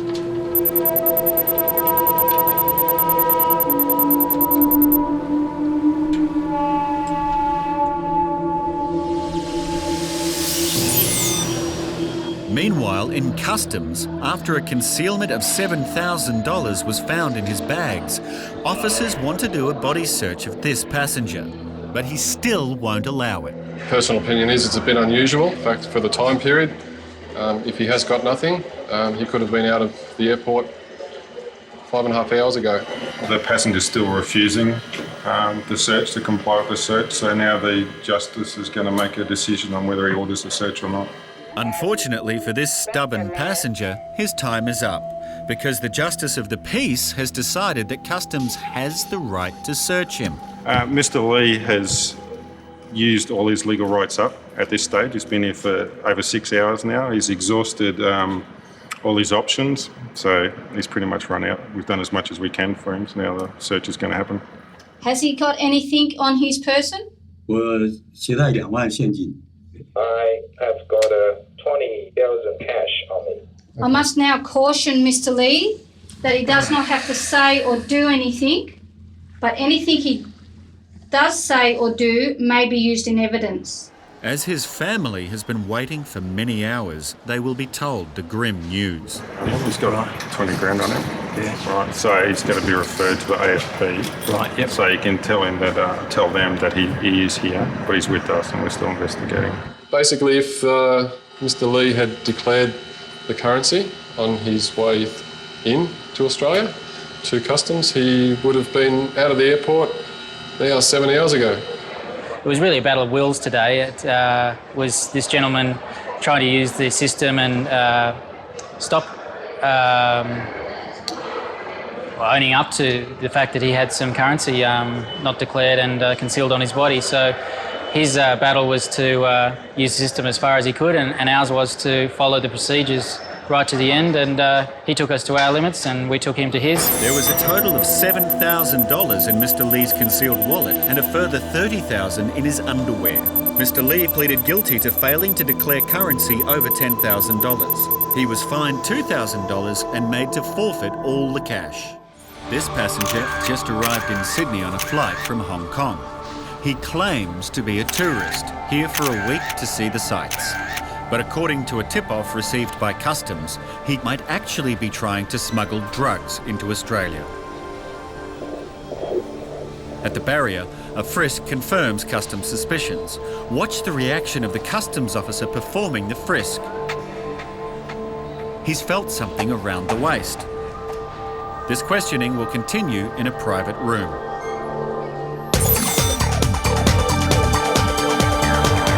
8 million passengers are processed through quarantine every year. For most, it only takes a matter of minutes and is relatively harmless.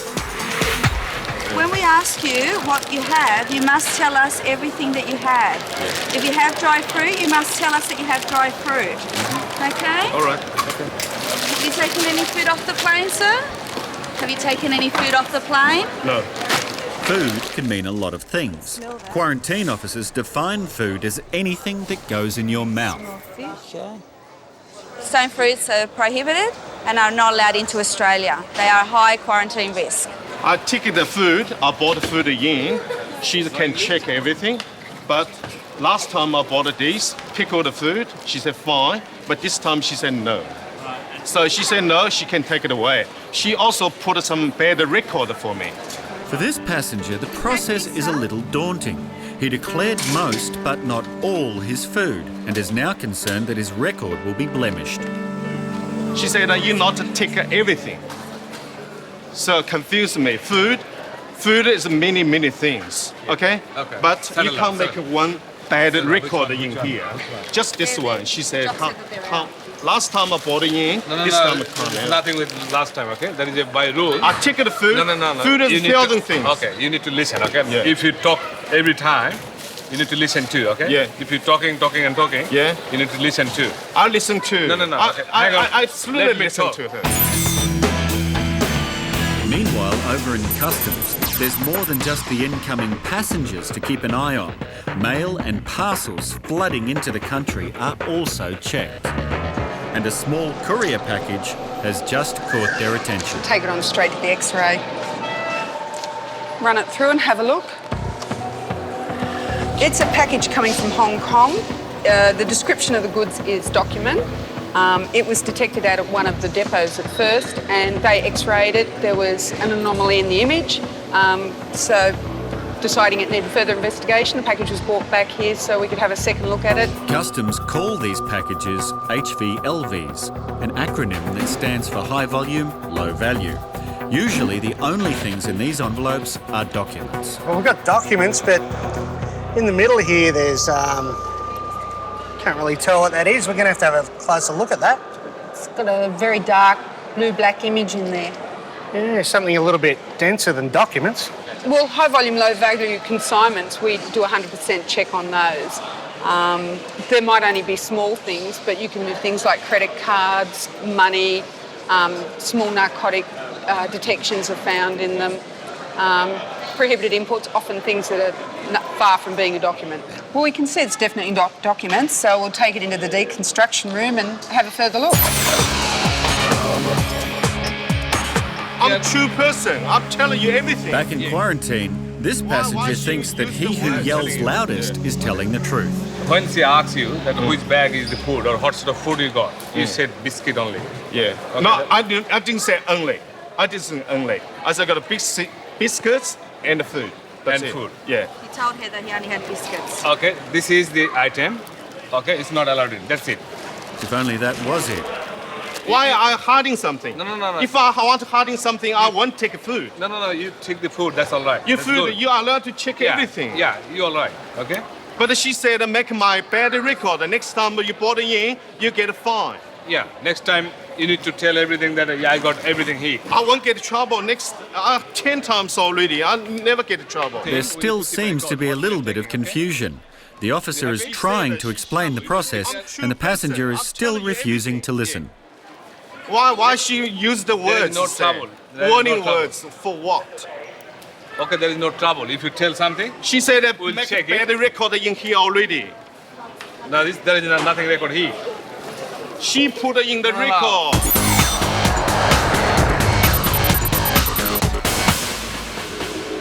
I've been 31 years in customs, so no, I've seen them sending in many things in many different ways. This courier package should only contain documents, but X-ray scans showed something different. Just want to try and open this package so it can be sealed back up. Well, we don't know yet what we'll find in there, and two, how customs will run with it. If it's narcotics, then we'd be very careful how we're handling the evidence anyhow. It would be then forwarded on to Australian Federal Police. We've now got an inside envelope. It's a plastic envelope.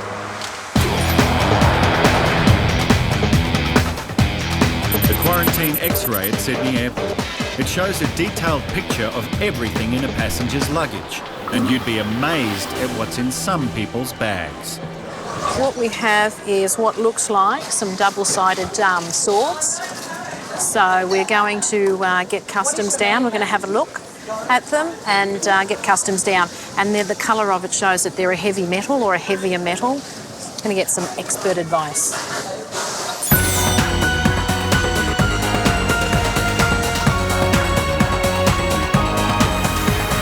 Customs officers first noticed this young man. He seemed nervous and didn't have much luggage. Now immigration is interested in him. Now the first question is, why have you travelled to Australia today? 第一个问题是，您为什么今天来澳洲呢？来旅行。 As a tourist. Immigration is concerned about Cheng's intentions in Australia. Okay, and how long do you intend staying? 3天4天。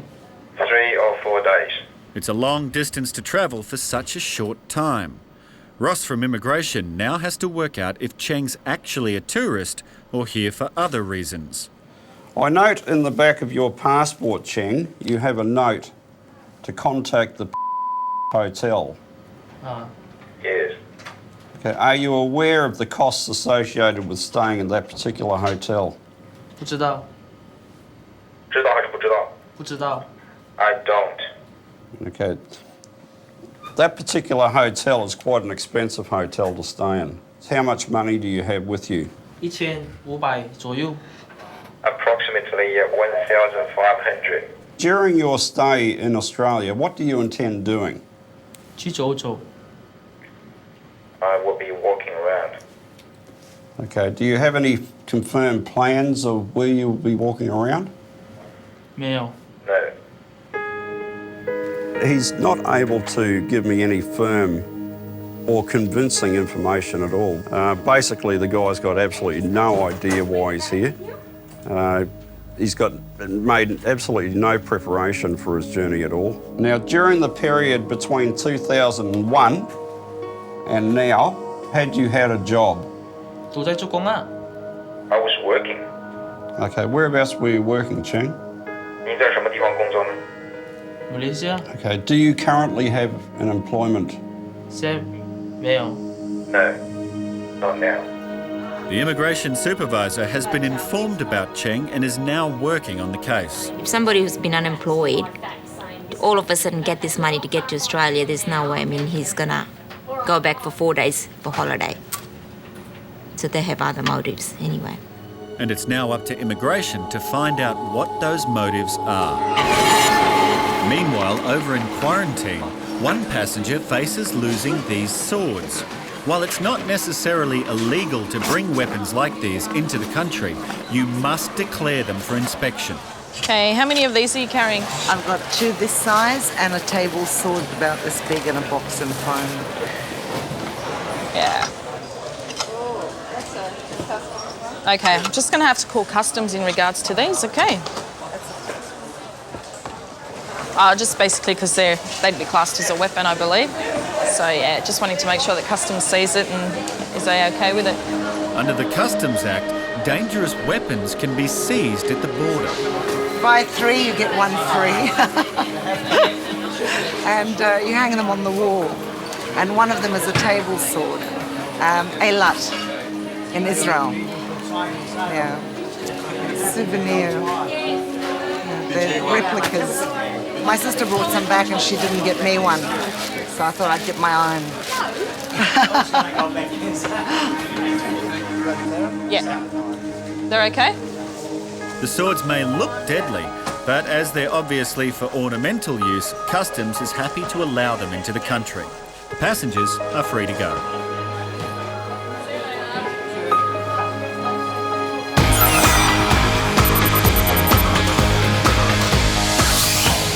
Immigration is concerned that Cheng has dishonest intentions in Australia. Okay, what source of income have you had in the last 3 months? 没有收入啊。 I have income.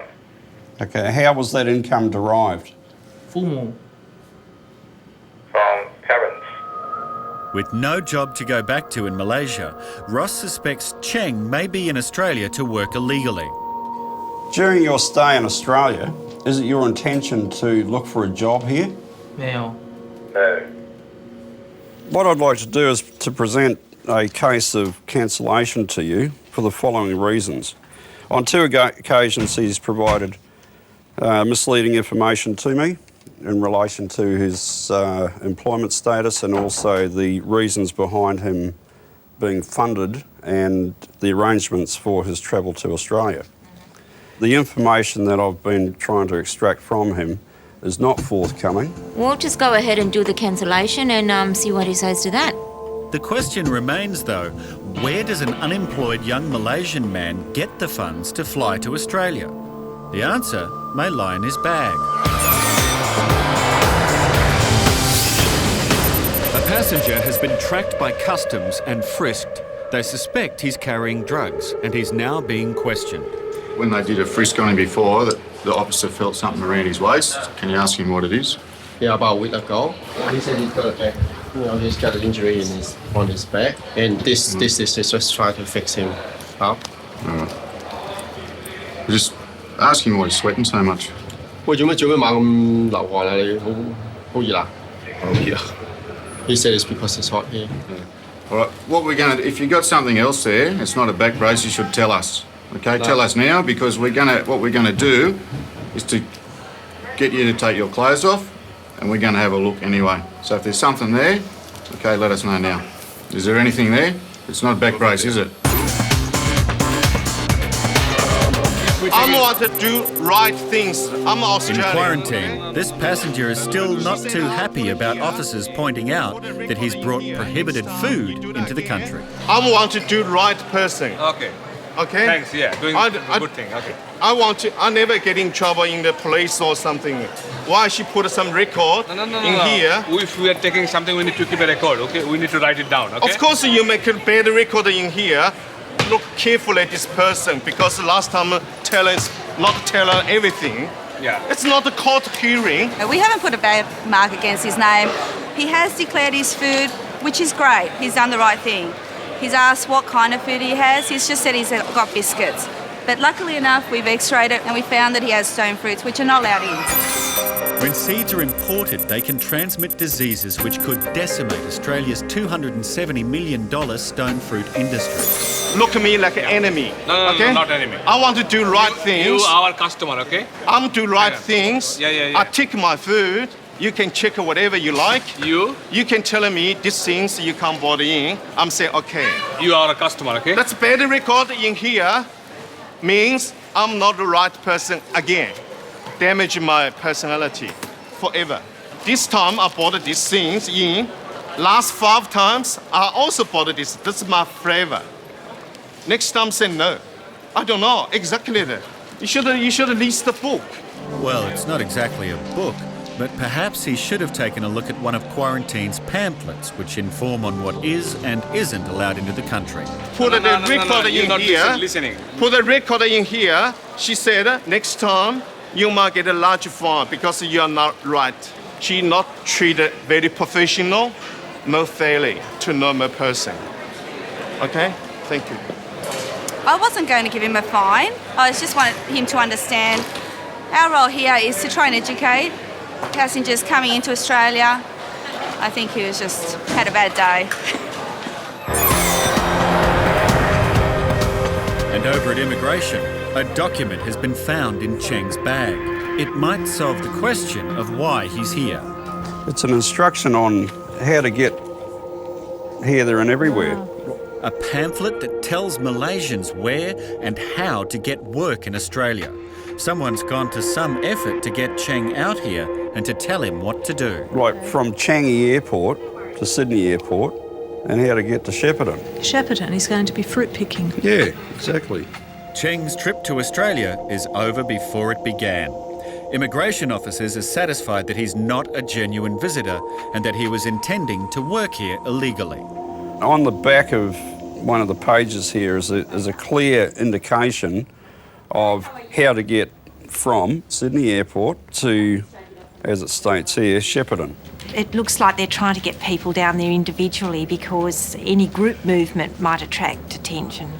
It's probably a very well organised scam to employ illegal workers. Illegal workers are easily exploited, often overworked and underpaid. What normally happens is the employer takes his cut out before they get paid out. Please advise Cheng that his visa is now cancelled. He is no longer the holder of a visa and he is now in immigration detention. It is still not known who is behind Cheng's travels. There is a lucrative trade in organising people to work illegally in Australia, and Cheng was another victim. Cheng was sent home 3 hours after arriving at Sydney International Airport. In customs, officers Jane and Andy are opening a suspicious package. Got a magazine on the inside. And that's our little blue-black images that we got on our X-ray screen. Yeah, it's not just documents. Certainly. If you can clearly see that, they definitely look like diamonds. So 6-sided. all look about the same shape.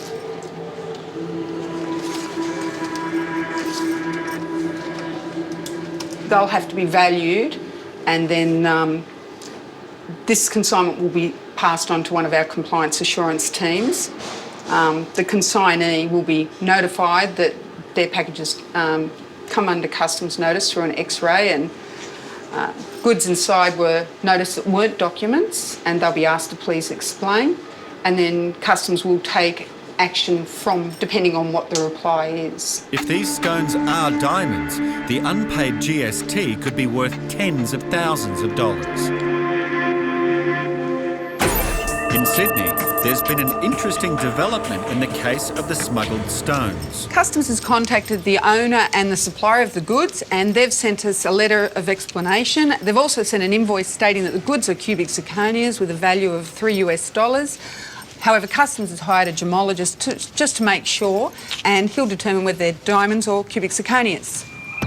Bill's been working with precious stones since leaving school. He'll be able to quickly determine if these stones are the real deal. Unset diamonds like that are duty-free, so it's the GST, it's the tax that they're avoiding. And then there's always the possibility of if they were diamonds coming in like that, it can be used as a form of payment for other things, funding crime. By the look of it, though, these stones won't be funding any serious crime. Well, unfortunately, they're cubic zirconia. No, it's the least we know. An accurate result, but one that's a little disappointing for Customs. In one way, yes, but in another way, this is a really good learning curve, because when you first see it go through an X-ray and the consignment's described as HVLV with documents, and then you can see on the X-ray that there's something else concealed in there, and then you open it and there's an obvious concealment in there. Naturally, you'd think precious stones, because you would wonder why would anyone go to that trouble to conceal a few dollars worth of cubic zirconias. There could be any number of reasons, but the one that concerns Customs most is the possibility that this could be done by criminals to see how vigilant Customs is. One can only assume that they would see if the parcel would be pulled up. So if obviously the parcel's pulled up with a dummy run, then the chances of them sending the real McCoy through would also get pulled up. What is good that this is still detected by Customs using the technology and the tools that they've got. I mean, HVLV, you're talking about several tonnes of cargo, and the officers were able to detect these small 10 little cubic zirconias.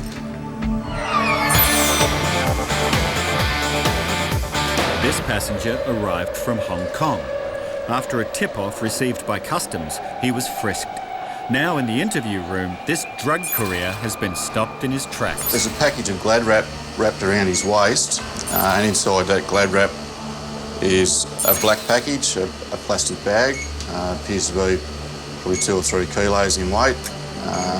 So I just made a small incision in the package. A little bit of white powder came out, so we'll see if we get any reading from the machine.